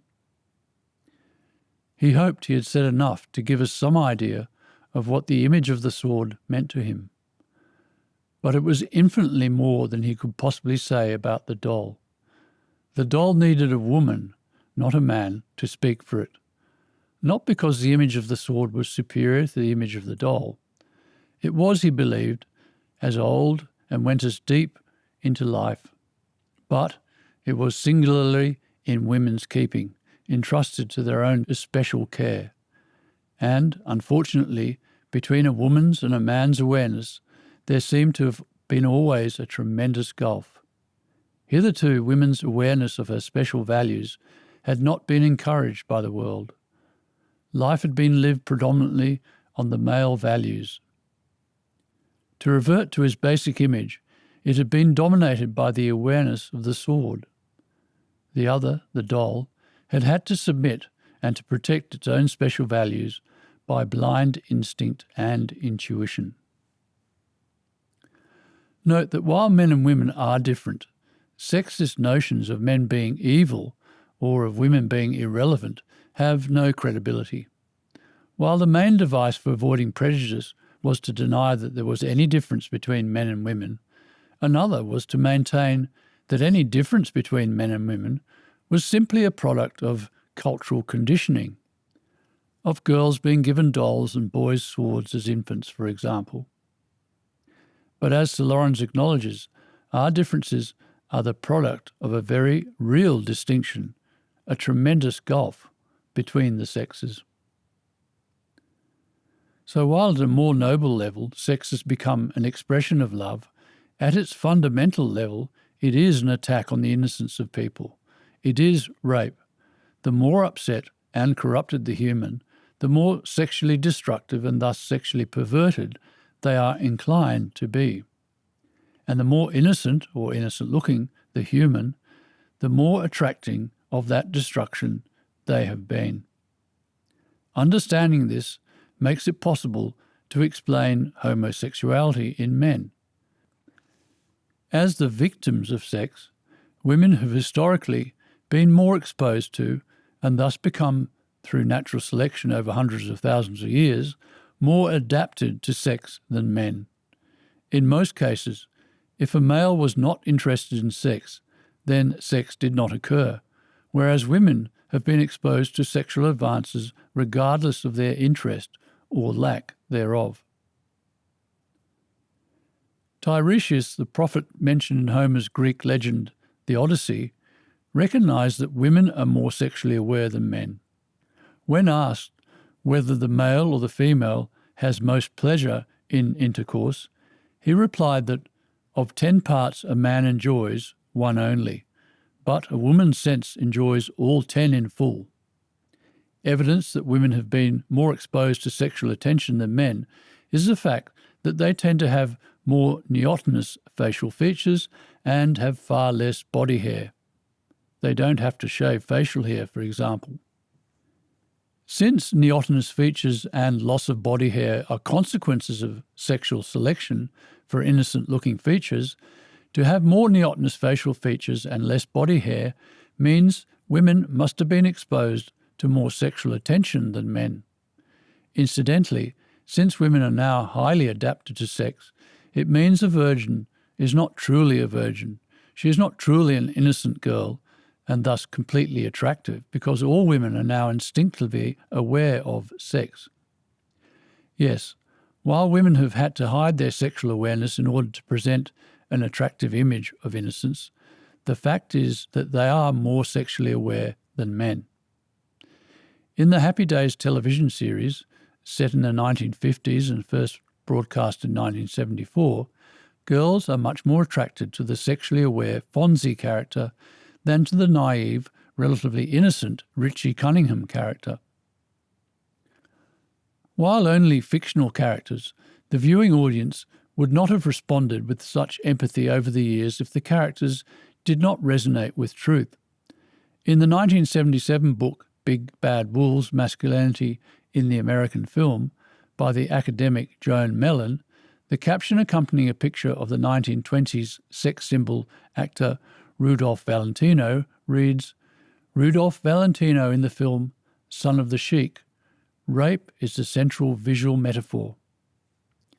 Yes, as explained, the mystery of women is that after 2 million years of having been sexually used by men, women now only represent the physical image or object of innocence. It is this image of innocence that men have been falling in love with, the illusion that women are psychologically as well as physically innocent. A well-known African fable tells of a woman who agrees to marry a man on the condition he never looks inside a precious basket that she keeps. She warns him that if he does, she will vanish. He agrees, but sometime after they are married and his wife has gone to the river for water, he cannot resist and peers in the basket. On his wife's return, she finds the basket open and him laughing. When she accuses him of looking in the basket, he says, "You silly woman, there was nothing in the basket," at which point she vanishes into thin air. The basket is symbolic of the mystery of women. They are only the image of innocence. It is an empty basket that men are looking at, and once men see through the illusion, women's attractiveness diminishes. It follows then that the more corrupted a man is, the less naive he is, and thus the more he is aware that women are not innocent. Therefore, if a man is extremely hurt and corrupted in his infancy and childhood, when he becomes sexually mature, he will not be naive enough to believe that women are still innocent and will not, therefore, find women sexually attractive. The last bastion of attractive innocence for such men is younger men, because they are not as exposed to sexual destruction as women have historically been. To explain the effeminate mannerisms particular to male homosexuality, if you have had your soul, which is your core strength, destroyed in childhood, then taking on the extremely difficult male role of having to fight against the ignorance of the soulful, idealistic world would be an untenable position that would make the female position of not having to fight a much more preferential option. You would rather adopt the female role of being an object of adoration and service than the male role of having to take on the loathsome job of championing ego over soul. The transsexual professional tennis player of the late 1970s, Renee Richards, who went so far as to have a sex change operation to become a woman, alluded to the difficulty of life as a male, and by inference, the appeal of being a woman, when she once said, "Women don't realise the horror of the strife-torn world that men live in." Having to live with the condemnation that you are an evil monster when you know you are not, but cannot explain why you are not, has been a living hell for men. To be a man and have to oppress your all-magic soul without being able to explain why has been the most wretched of tasks. The following 1994 quote by Dr. Warren Farrell serves to illustrate how pressured men's lives have become. "If women are so oppressed, how come they live much longer than men?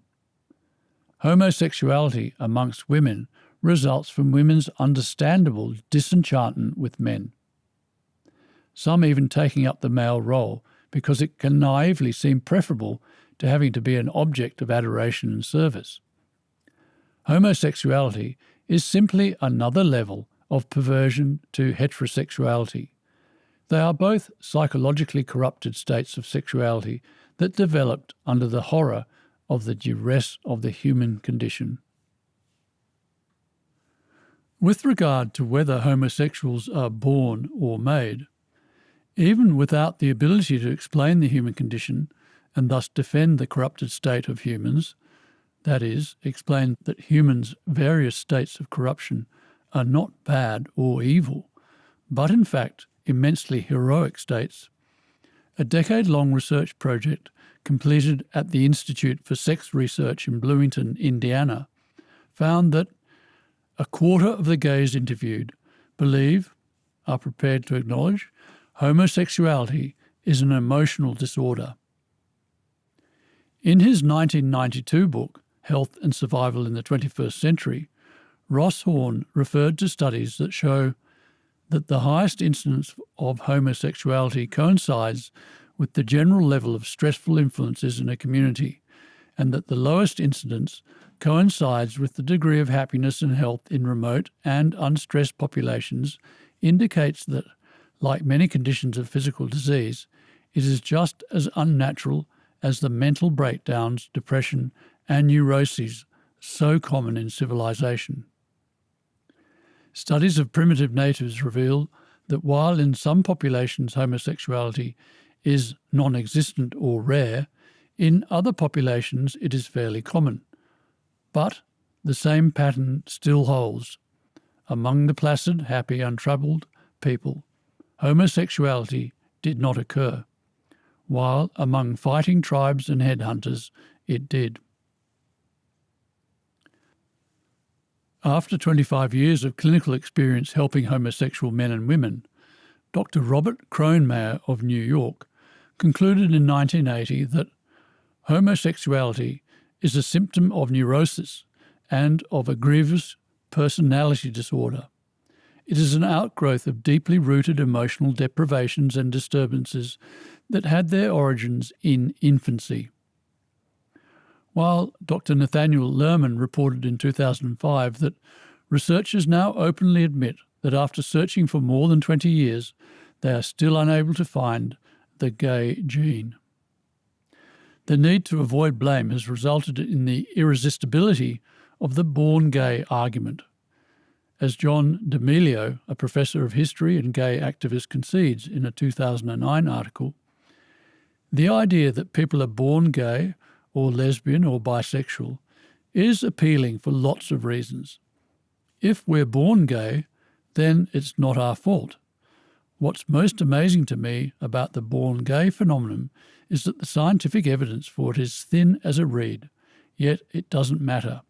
It's an idea with such social utility that one doesn't need much evidence in order to make it attractive and credible. Yes, as Camille Paglia, herself a lesbian, famously stated in her 1994 book Vamps and Tramps, our sexual bodies were designed for reproduction.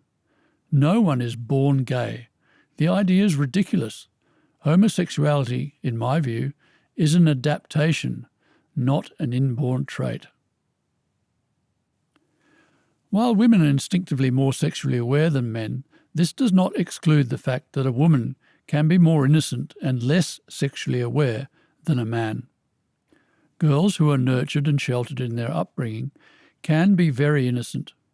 However, because there has been no honesty about the existence of the different levels of upset and alienation amongst humans, they can be deceived by men who are much more upset and therefore much more sexually advanced down the rungs of the perversion ladder, where 1 is holding hands, 2 is kissing, 3 is touching her breast, etc., etc., to the extent that some people became so horribly psychologically sick and perverted that they derived sexual excitement from watching snuff movies of people being killed.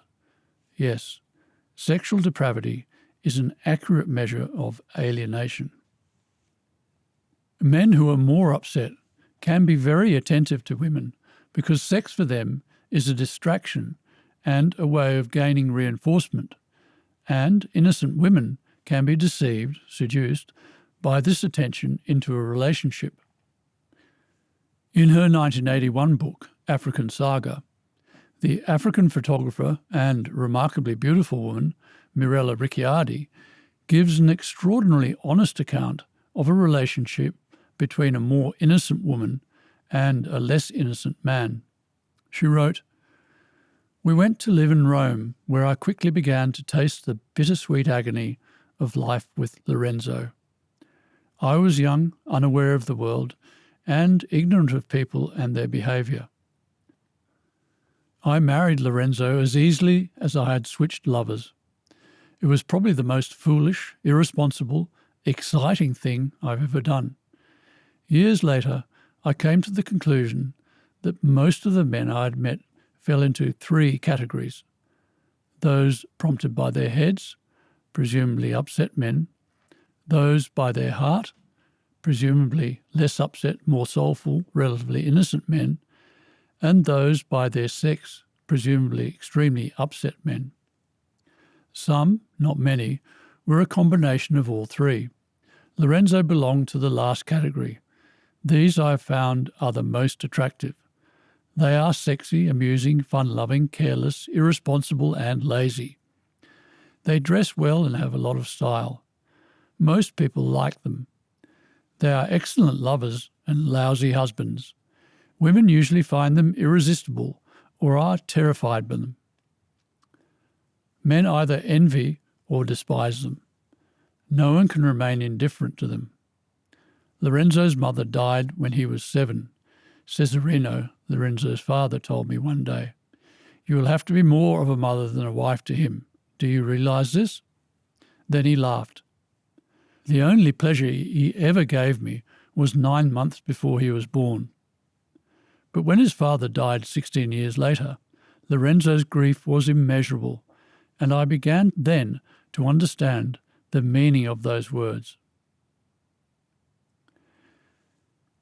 Because women have lived through men, and because their means of healing the world is through nurturing, relatively innocent women involved in relationships with more upset men have often tried to change their partner, make him sounder and stronger through nurturing love, inspiration and motivation.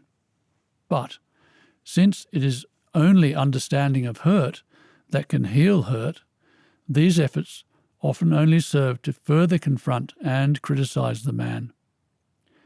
Ricciardi's dedication in her book to Lorenzo, My Magnificent Obsession, is an acknowledgement of her frustrated efforts to change Lorenzo. She wrote, "When I married Lorenzo, I had created an image of a giant in whose shadow I would live. I clung stoically to my belief in our union and waited patiently for 10 years for him to cast his shadow. but he never did. Similarly, in the 1950 Broadway musical Guys and Dolls, the Salvation Army innocent, Sarah, desperately protests about her upset gambler boyfriend Sky to her more upset world-aware nightclub singer friend Adelaide, saying, "Can't men like Sky ever change?" To which Adelaide says, "They just can't change." And later Sky himself says, "Change, change. Why is it the minute you dolls get a guy that you like, you take him right in for alterations?" In a world of lies, the basis for relationships has often been unhealthy. Women have been seduced by men in so many ways, and their innocence has been the casualty. Another reason why women have historically become more sexually aware than men. Indeed, growing up in the countryside in Australia in the 1960s, I saw many sheltered, relatively innocent country girls go off to Europe for a few years in their early 20s. It was considered the thing to do in those days, as it still is, only to return with knowing eyes, a different, more sophisticated way of looking at the world. At the time, I could never understand the point of sheltering and nurturing young women if they were simply going to go off to Europe and, as I saw it then, cash in their innocence. It was inevitable, of course, that with innocent women throughout the ages exposing themselves to upset by being attracted to upset men to try to rehabilitate them, that there would not be much innocence left in women. Thank goodness that with reconciling understanding of the human condition now available, everyone can help everyone in an effective and constructive, not destructive way. Given then that sex is an attack on innocence, as well as an act of love, the recent generations of humans who have been treating sex cheaply have been contributing significantly to the death of soul in the world, and thus contributing significantly to the level of alienation in the world. Queen Victoria was right to espouse the Victorian morality of her era, a moral code that strongly encouraged people to treat sex with care and restraint. In light of this whole reality, during the 2 million years that women have endured the wretched situation of being unable to understand men's oppression of them, many must have found it impossible to accept, and as a result, there must have been a great deal of natural selection and thus genetic adaptation to the role that women have had to play in the human journey to enlightenment. Olive Schreiner described women's resignation to their role in the following passage, again in her extraordinarily honest book, The Story of an African Farm. It is a dialogue between her young female character and that character's male friend, Waldo. "I know it is foolish.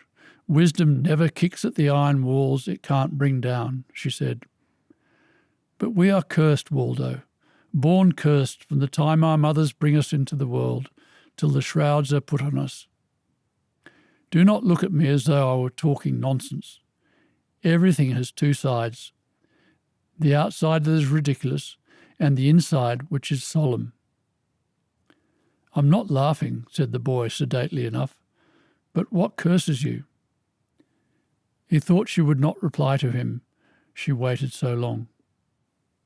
"It is not what is done to us, but what is made of us," she said at last, "that wrongs us. No man can be really injured but by what modifies himself. We all enter the world as little plastic beings with so much natural force, perhaps, but for the rest, blank. And the world tells us what we are to be and shapes us by the ends it sets before us. To you it says work, and to us it says seem. To you it says, as you approximate to man's highest ideal of God, as your arm is strong and your knowledge great, and the power of labour is with you, so you shall gain all that the human heart desires. To us it says, strength shall not help you, nor knowledge, nor labour. You shall gain what men gain, but by other means. And so the world makes men and women. Look at this little chin of mine, Waldo, with the dimple in it. It is but a small part of my person.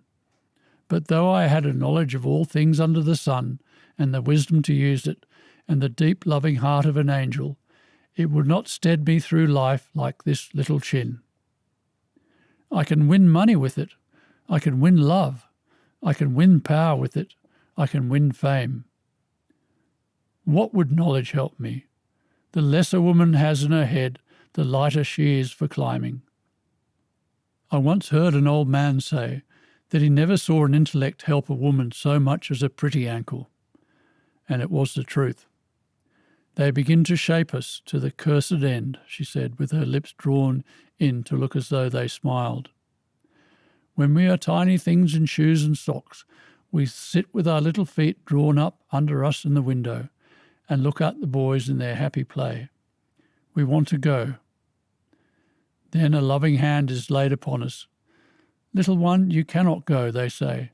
Your face will burn and your nice white dress be spoiled. We feel it must be for our good. It is so lovingly said. But we cannot understand, and we kneel still with one little cheek wistfully pressed against the pane. Afterwards we go and thread blue beads and make a string for our neck, and we go and stand before the glass. We see the complexion we were not to spoil, and the white frock, and we look into our own great eyes. Then the curse begins to act on us. It finishes its work when we are grown women, who no more look out wistfully at a more healthy life. We are contented. We fit our sphere as a Chinese woman's foot fits her shoe, exactly, as though God had made both. And yet he knows nothing of either. In some of us the shaping to our end has been quite completed. The parts we are not to use have been quite atrophied and have even dropped off. But in others, we are not less to be pitied. They have been weakened and left. We wear bandages, but our limbs have not grown to them. We know that we are compressed and chafe against them. But what does it help? A little bitterness, a little longing when we are young, a little futile search for work, a little passionate striving for room for the exercise of our powers, and then we go with the drove. A woman must march with her regiment.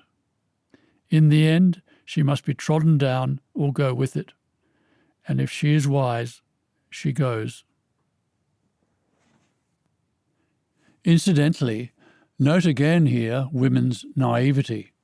Schreiner believes men's sexualization of women is ungodly, basically that men are evil, which is again why women were fucked in the first place. With regard to women resisting marching with her regiment, in the sense of accepting their role of inspiring men, it should be mentioned that it's not commonly acknowledged that suits were invented for men so they could hide their big guts, while dresses were invented for women so they could accentuate their waists and breasts and conceal their big bottoms and thighs.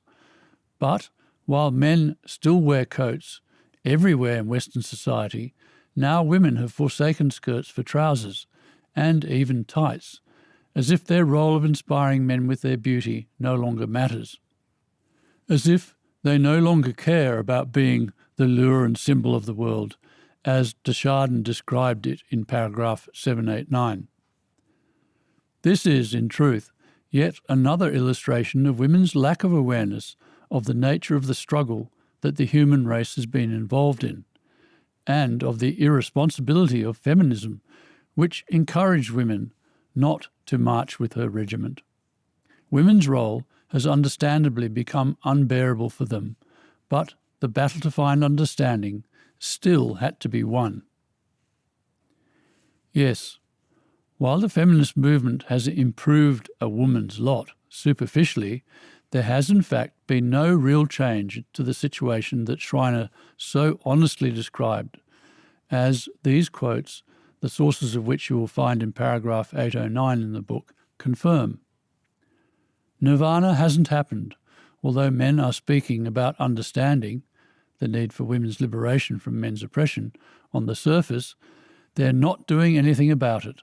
And what happened was that the so-called battle of the sexes became a contest in which only one side turned up. Men listened, in many cases sympathetically, but by the millions were turned off. Until men could explain to women why they have had to be so egocentric, competitive and aggressive, explain the human condition, there could be no fundamental change to the situation where men found themselves with no choice other than to oppress women. It should be pointed out here that women resisted men's oppression and resisted it for a long time. Yes, having said that humanity has been patriarchal for some 2 million years, it has to be explained why women were still so powerful, even seemingly treated as goddesses. In Central Europe during the Upper Paleolithic, 50 to 10,000 BC, and Neolithic, 10 to 4,000 BC periods, as evidenced by the many so-called goddess or Venus figurines that have been found in this region from this period, such as the one pictured here above paragraph 810 that includes the caption Goddess, Statue, Catalyok, Anatolia, Modern Turkey, 8,500 to 5,500 BC. In this typical example, we can see from the extremely regal stature of the very well-nourished figure seated on a throne of cheetahs just how powerful and in control of their societies such women must have been. In Chapter 5.11, The Importance of Strong-Willed Females in Developing Integration, it was explained just how powerfully self-assured, secure in self, strong-willed, and assertive females had to be during the development of love indoctrination in order to rein in male aggression from competing for mating opportunities. Yes, what greatly contributed to the defeat of the historical patriarchal animal condition situation where males relentlessly competed for dominance was the selection for strong-willed, authoritative females who would no longer tolerate male aggression. Indeed, females became downright contemptuous of divisive behaviour in males. It simply would not be tolerated. Quotes were included to illustrate this situation, such as, an impressively stern bonobo female enters and snaps a young sapling. Once she picks herself up, she does something that would be entirely surprising for a female chimp. She displays, and the males give her sway. For this is the confident stride of the group's leader, its alpha female, whom Carnot has named Harlou. And she, Peggy, was the highest-ranking female in the baboon troop, and her presence often turned the tide in favour of the animal she sponsored. While every adult male outranked her by sheer size and physical strength, she exerted considerable social pressure on each member of the troop. Another reason for the contentment in this particular family was Peggy's personality. She was a strong, calm, social animal, self-assured yet not pushy, forceful yet not tyrannical. As has been explained, the problem that emerged when our ancestors became fully conscious and men had to take up the task of defeating the ignorance of our instinctive self and champion our conscious thinking self or ego was that women tended to be unsympathetic towards the angry, aggressive and egocentric upset that it unavoidably produced in men. In fact, this situation was made so much more difficult for men because women were so immensely strong-willed and authoritative as a result of this very powerful matriarchal heritage. It makes sense, then, that while humanity had become fundamentally patriarchal, the old matriarchy hung on. In fact, even today, there are still many women who are so strong-willed and contemptuous of non-ideal behaviour that men find it almost impossible to cope with them, with some even going to great lengths to break their strong-willed but ignorant resolve. If you watch WTM founding member Stacey Rogers' affirmation at www.humancondition.com/affirmations, you will hear about just such a tragic situation where Stacey was psychologically traumatized because she said, "Every time I lived out my strength and said what I really thought, especially about the insincerity of men's treatment of women, basically of men being self-centered, totally, seemingly unaware and insensitive towards others, and even seemingly unaware and insensitive towards the whole world, it will always end up with men sidelining me and freezing me out in an effort to shut me out and shut me down." Unable to explain why they are so upset, embattled and egocentric, men have truly struggled to do their job of championing the ego over our ignorant, instinctive self or soul in the midst of women who have been as strong-willed and yet as naive as Greer and Steinem have been.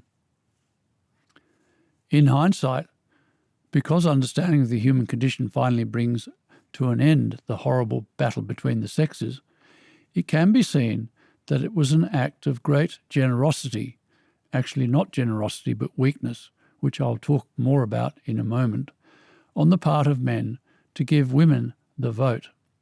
So this situation where women were seemingly in power in prehistoric times was a case of delayed ownership, of situations where the new owner, patriarchy, wasn't able to take over because the old owner, matriarchy, refused to relinquish power.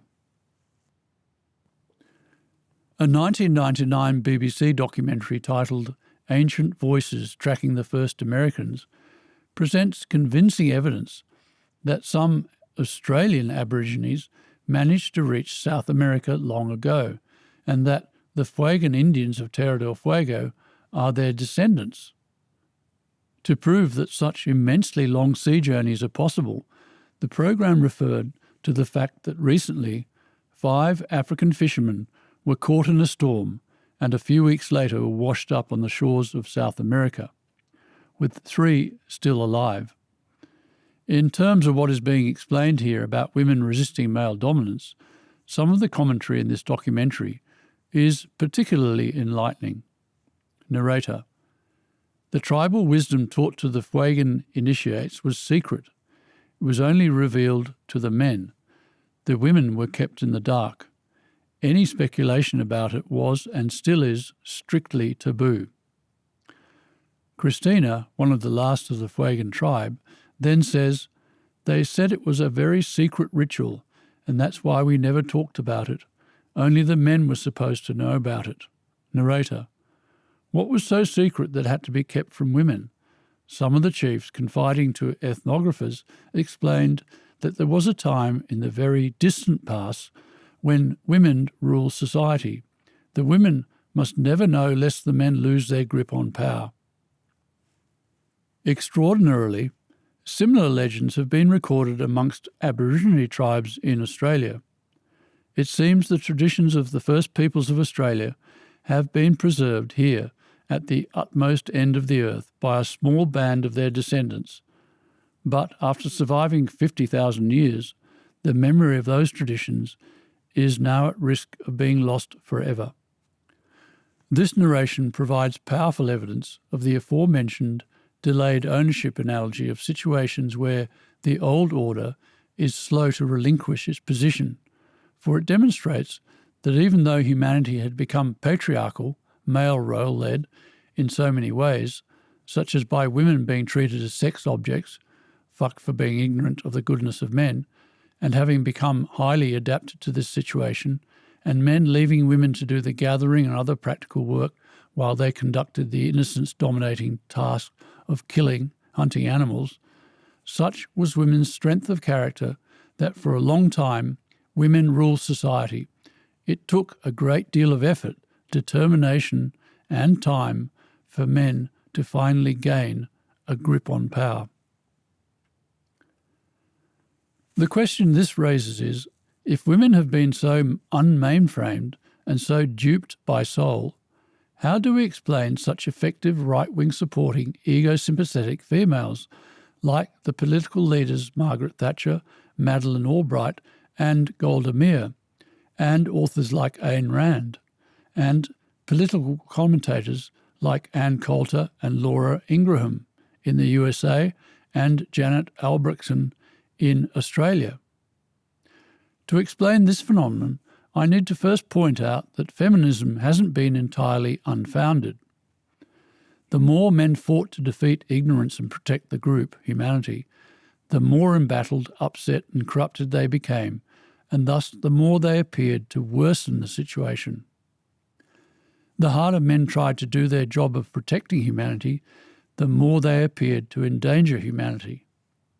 As a result, they have become almost completely ineffective or inoperable, paralysed by this paradox, made cowards by the extent of their self-corruption and its effects.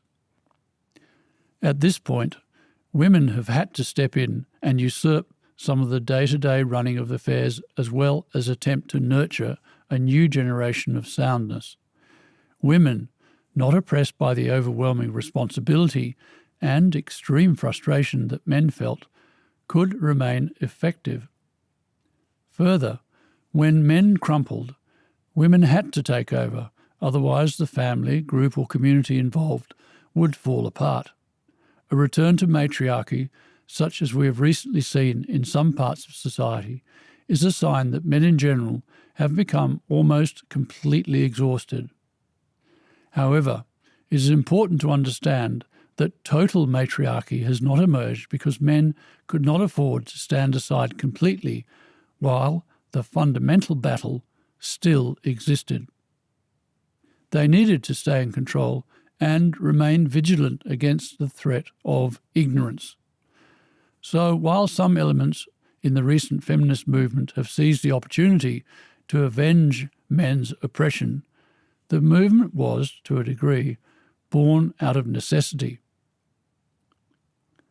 The tragedy is that, like all pseudo-idealistic, politically correct movements, feminism is based on a lie, in this case, that there is no real difference in the roles of men and women.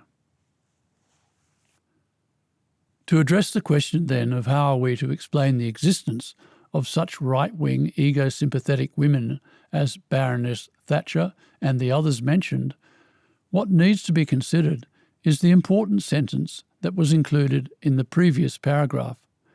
Women not oppressed by the overwhelming responsibility and extreme frustration that men felt could remain effective. Men have been overly corrupted for at least 500,000 years and, as such, have lived with extreme frustration, even self-loathing, of the immense destruction they have inflicted upon the planet.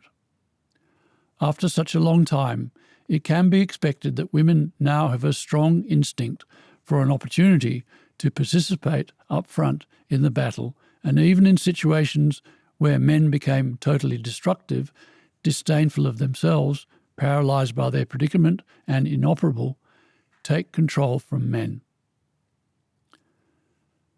We can now expect women to anticipate the opportunity for greater power within personal relationships and in larger economic and political spheres, and to some degree be adapted to and thus appreciative of what is required to effectively take up the male role of championing the ego. After all, if men had not been available to take on the battle to champion ego over ignorance, women would have had to take it on fully and become as aware as men now are of what happens when you fight that battle. Camille Paglia once wrote that it is women's destiny to rule men. This comment is an expression of the expectation that now exists in women that men eventually crumple, at which point women have the opportunity to take over. The truth is, many sensitive New Age guys, so-called snags, and metrosexuals are actually crumpled men. Women's nagging of their menfolk is also a case of women chiselling away at, attempting to break, men's ability to keep fighting and defying the ignorance of the world of the soul. A situation made much of in the BBC sitcom keeping up appearances, where the character of poor old Richard is constantly henpecked by his wife Hyacinth. But while women have learnt that men often lose the ability to keep persevering with their job of defying soul and eventually crumple, giving women the opportunity to gain power, for the most part women have learnt to, as Schreiner said, march with their regiment, resign themselves to a life of being a sex object and accepting the subjugation to men that entails. This is because women haven't been mainframed to the battle of the human condition. They couldn't read the play of what was really going on. As Stacey Rogers said in her affirmation, every time I lived out my strength and said what I really thought, it would always end up with men sidelining me. This limited existence left women very frustrated, so it is no wonder they ended up throwing up their arms in despair and resorted to the saying, "Girls just want to have fun." As I said earlier, the sooner the reconciling understanding of the human condition is found, as it now is, and all this horror can end, the better. So, yes, while dogmatically imposing an ideal situation where men and women treat each other as though there is no difference between them, as a politically correct culture has attempted to do, could disguise and contain upset to a degree, it could not remove or resolve it. Only understanding the world of men and why they have been so divisively behaved could subside the anger, alienation, and egocentricity that caused them to victimize virtually everyone and everything they encountered. The boot that was screwing men into the dirt had to be lifted for the horrible war between men and women to end. And an all-out war it has been, lived to the full extent of what was possible under the limitation that men and women were forced to coexist if they were to reproduce and nurture a new generation. Yes, as men have long lamented about women, you can't live with them and you can't live without them. And, as has been emphasised, in finding the liberating understanding of why men have been divisively behaved, what it reveals is that men are the heroes of the story of life on Earth. From being thought of as the villains one day, they become the absolute heroes the next, a turn of events that is long overdue. Everywhere, men have become wretchedly oppressed by the politically correct dogma that denies them any real meaning in the world. It has reached the point where there are now books being published like Are Men Obsolete?, which has on its cover the label Termination Pending stamped across the face of a man. Like the aforementioned comments from the feminists Greer and Steinem, a 2014 newspaper article about this book contains this comment from one of its authors, the Pulitzer Prize-winning commentator Maureen Dowd. Norman Mailer used to be terrified that women were going to take over the world as a punishment for being bad to them over the centuries. All women needed, he said, were about 100 seaman slaves that they could milk every day. Dream on, Norman. All women need is a few cells in the freezer next to the cherry-flavoured vodka, and we're all set.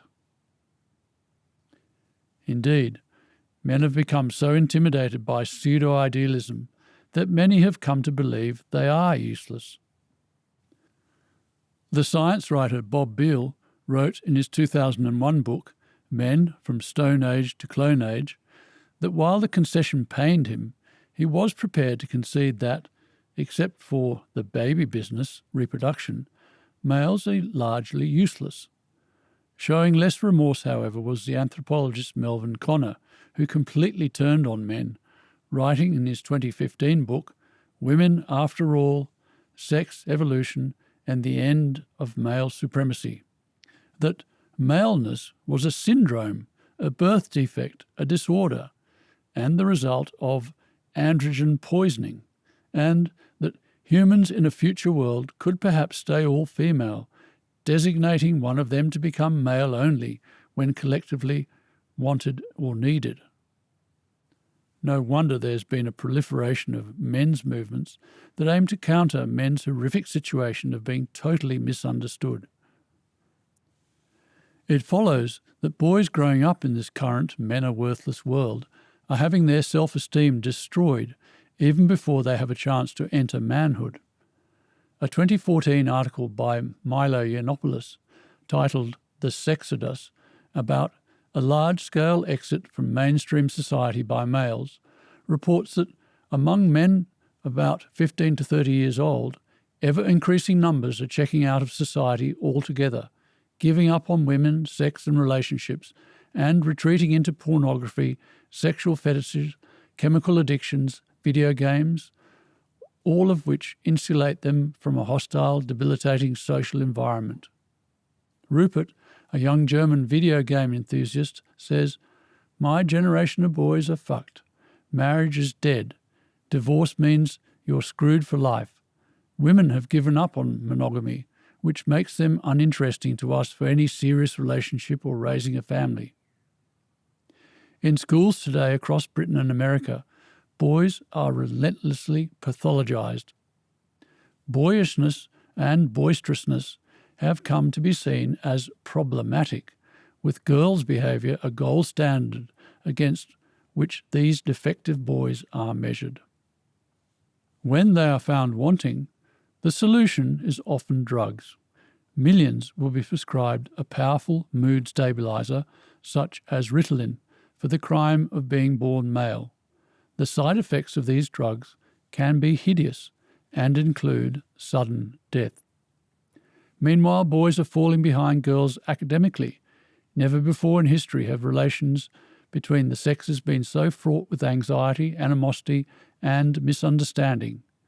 One professional researcher puts it spicily, "For the past at least 25 years, I've been told to do more and more to keep a woman.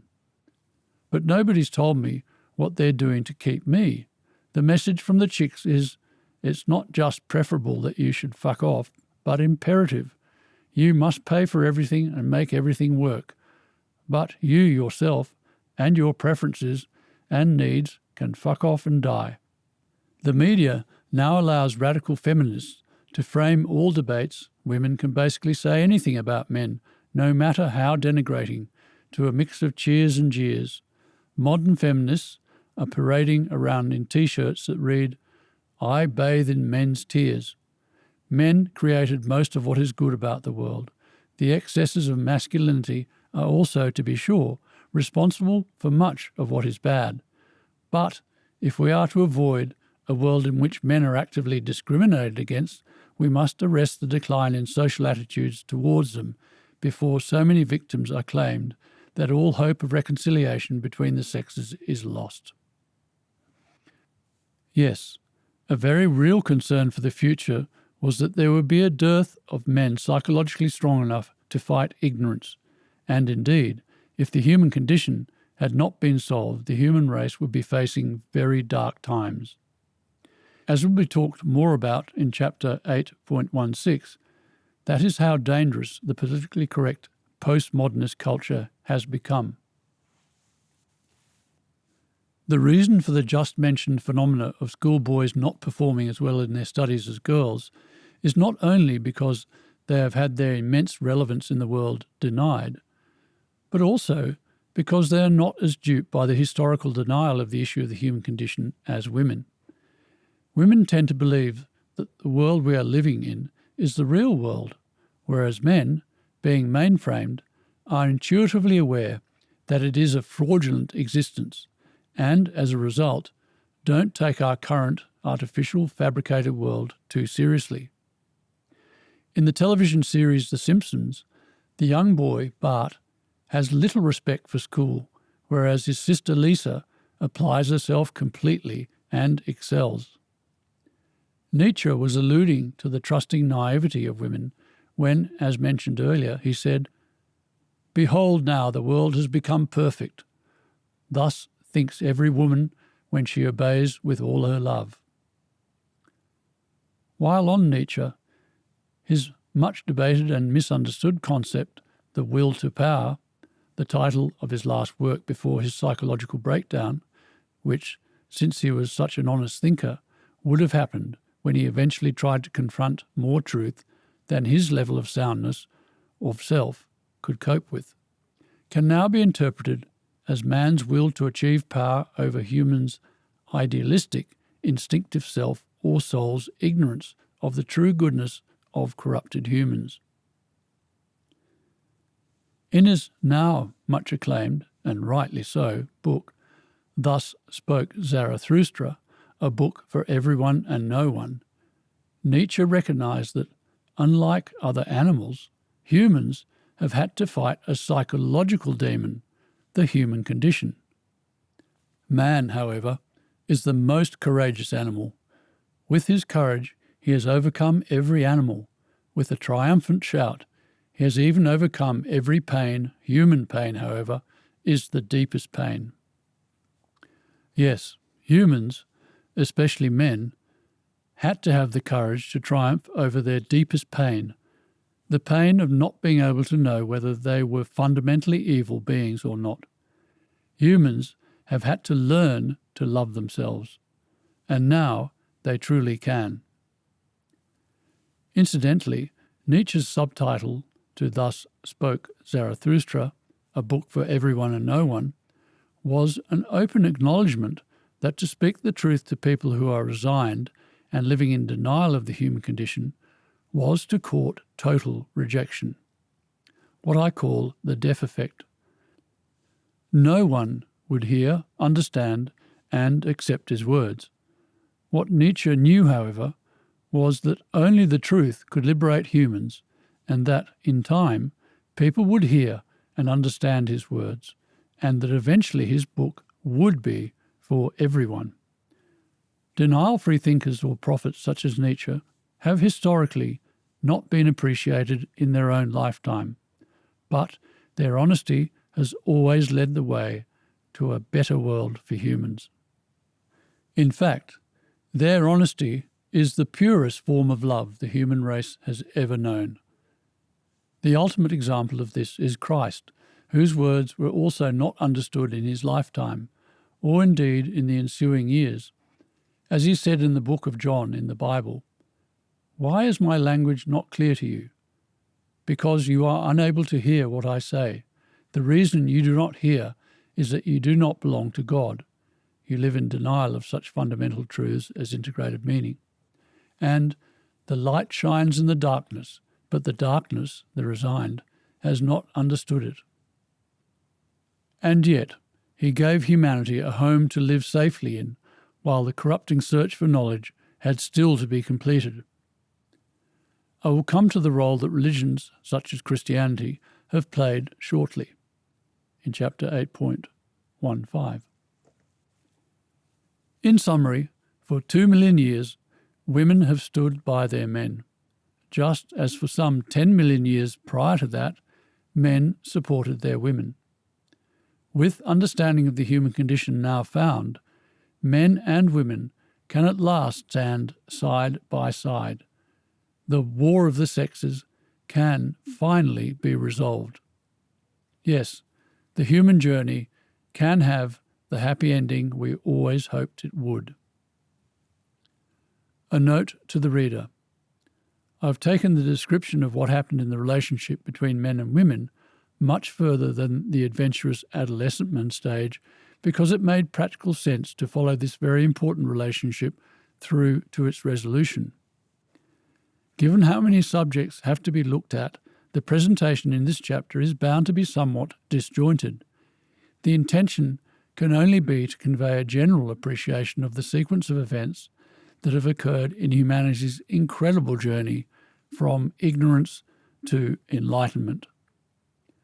More is said later in paragraphs 897 to 901 about the horrifically difficult situation women have had to endure under the duress of the human condition, while more can be read about the relationship between men and women at www.humancondition.com/freedom-expanded-men-and-women.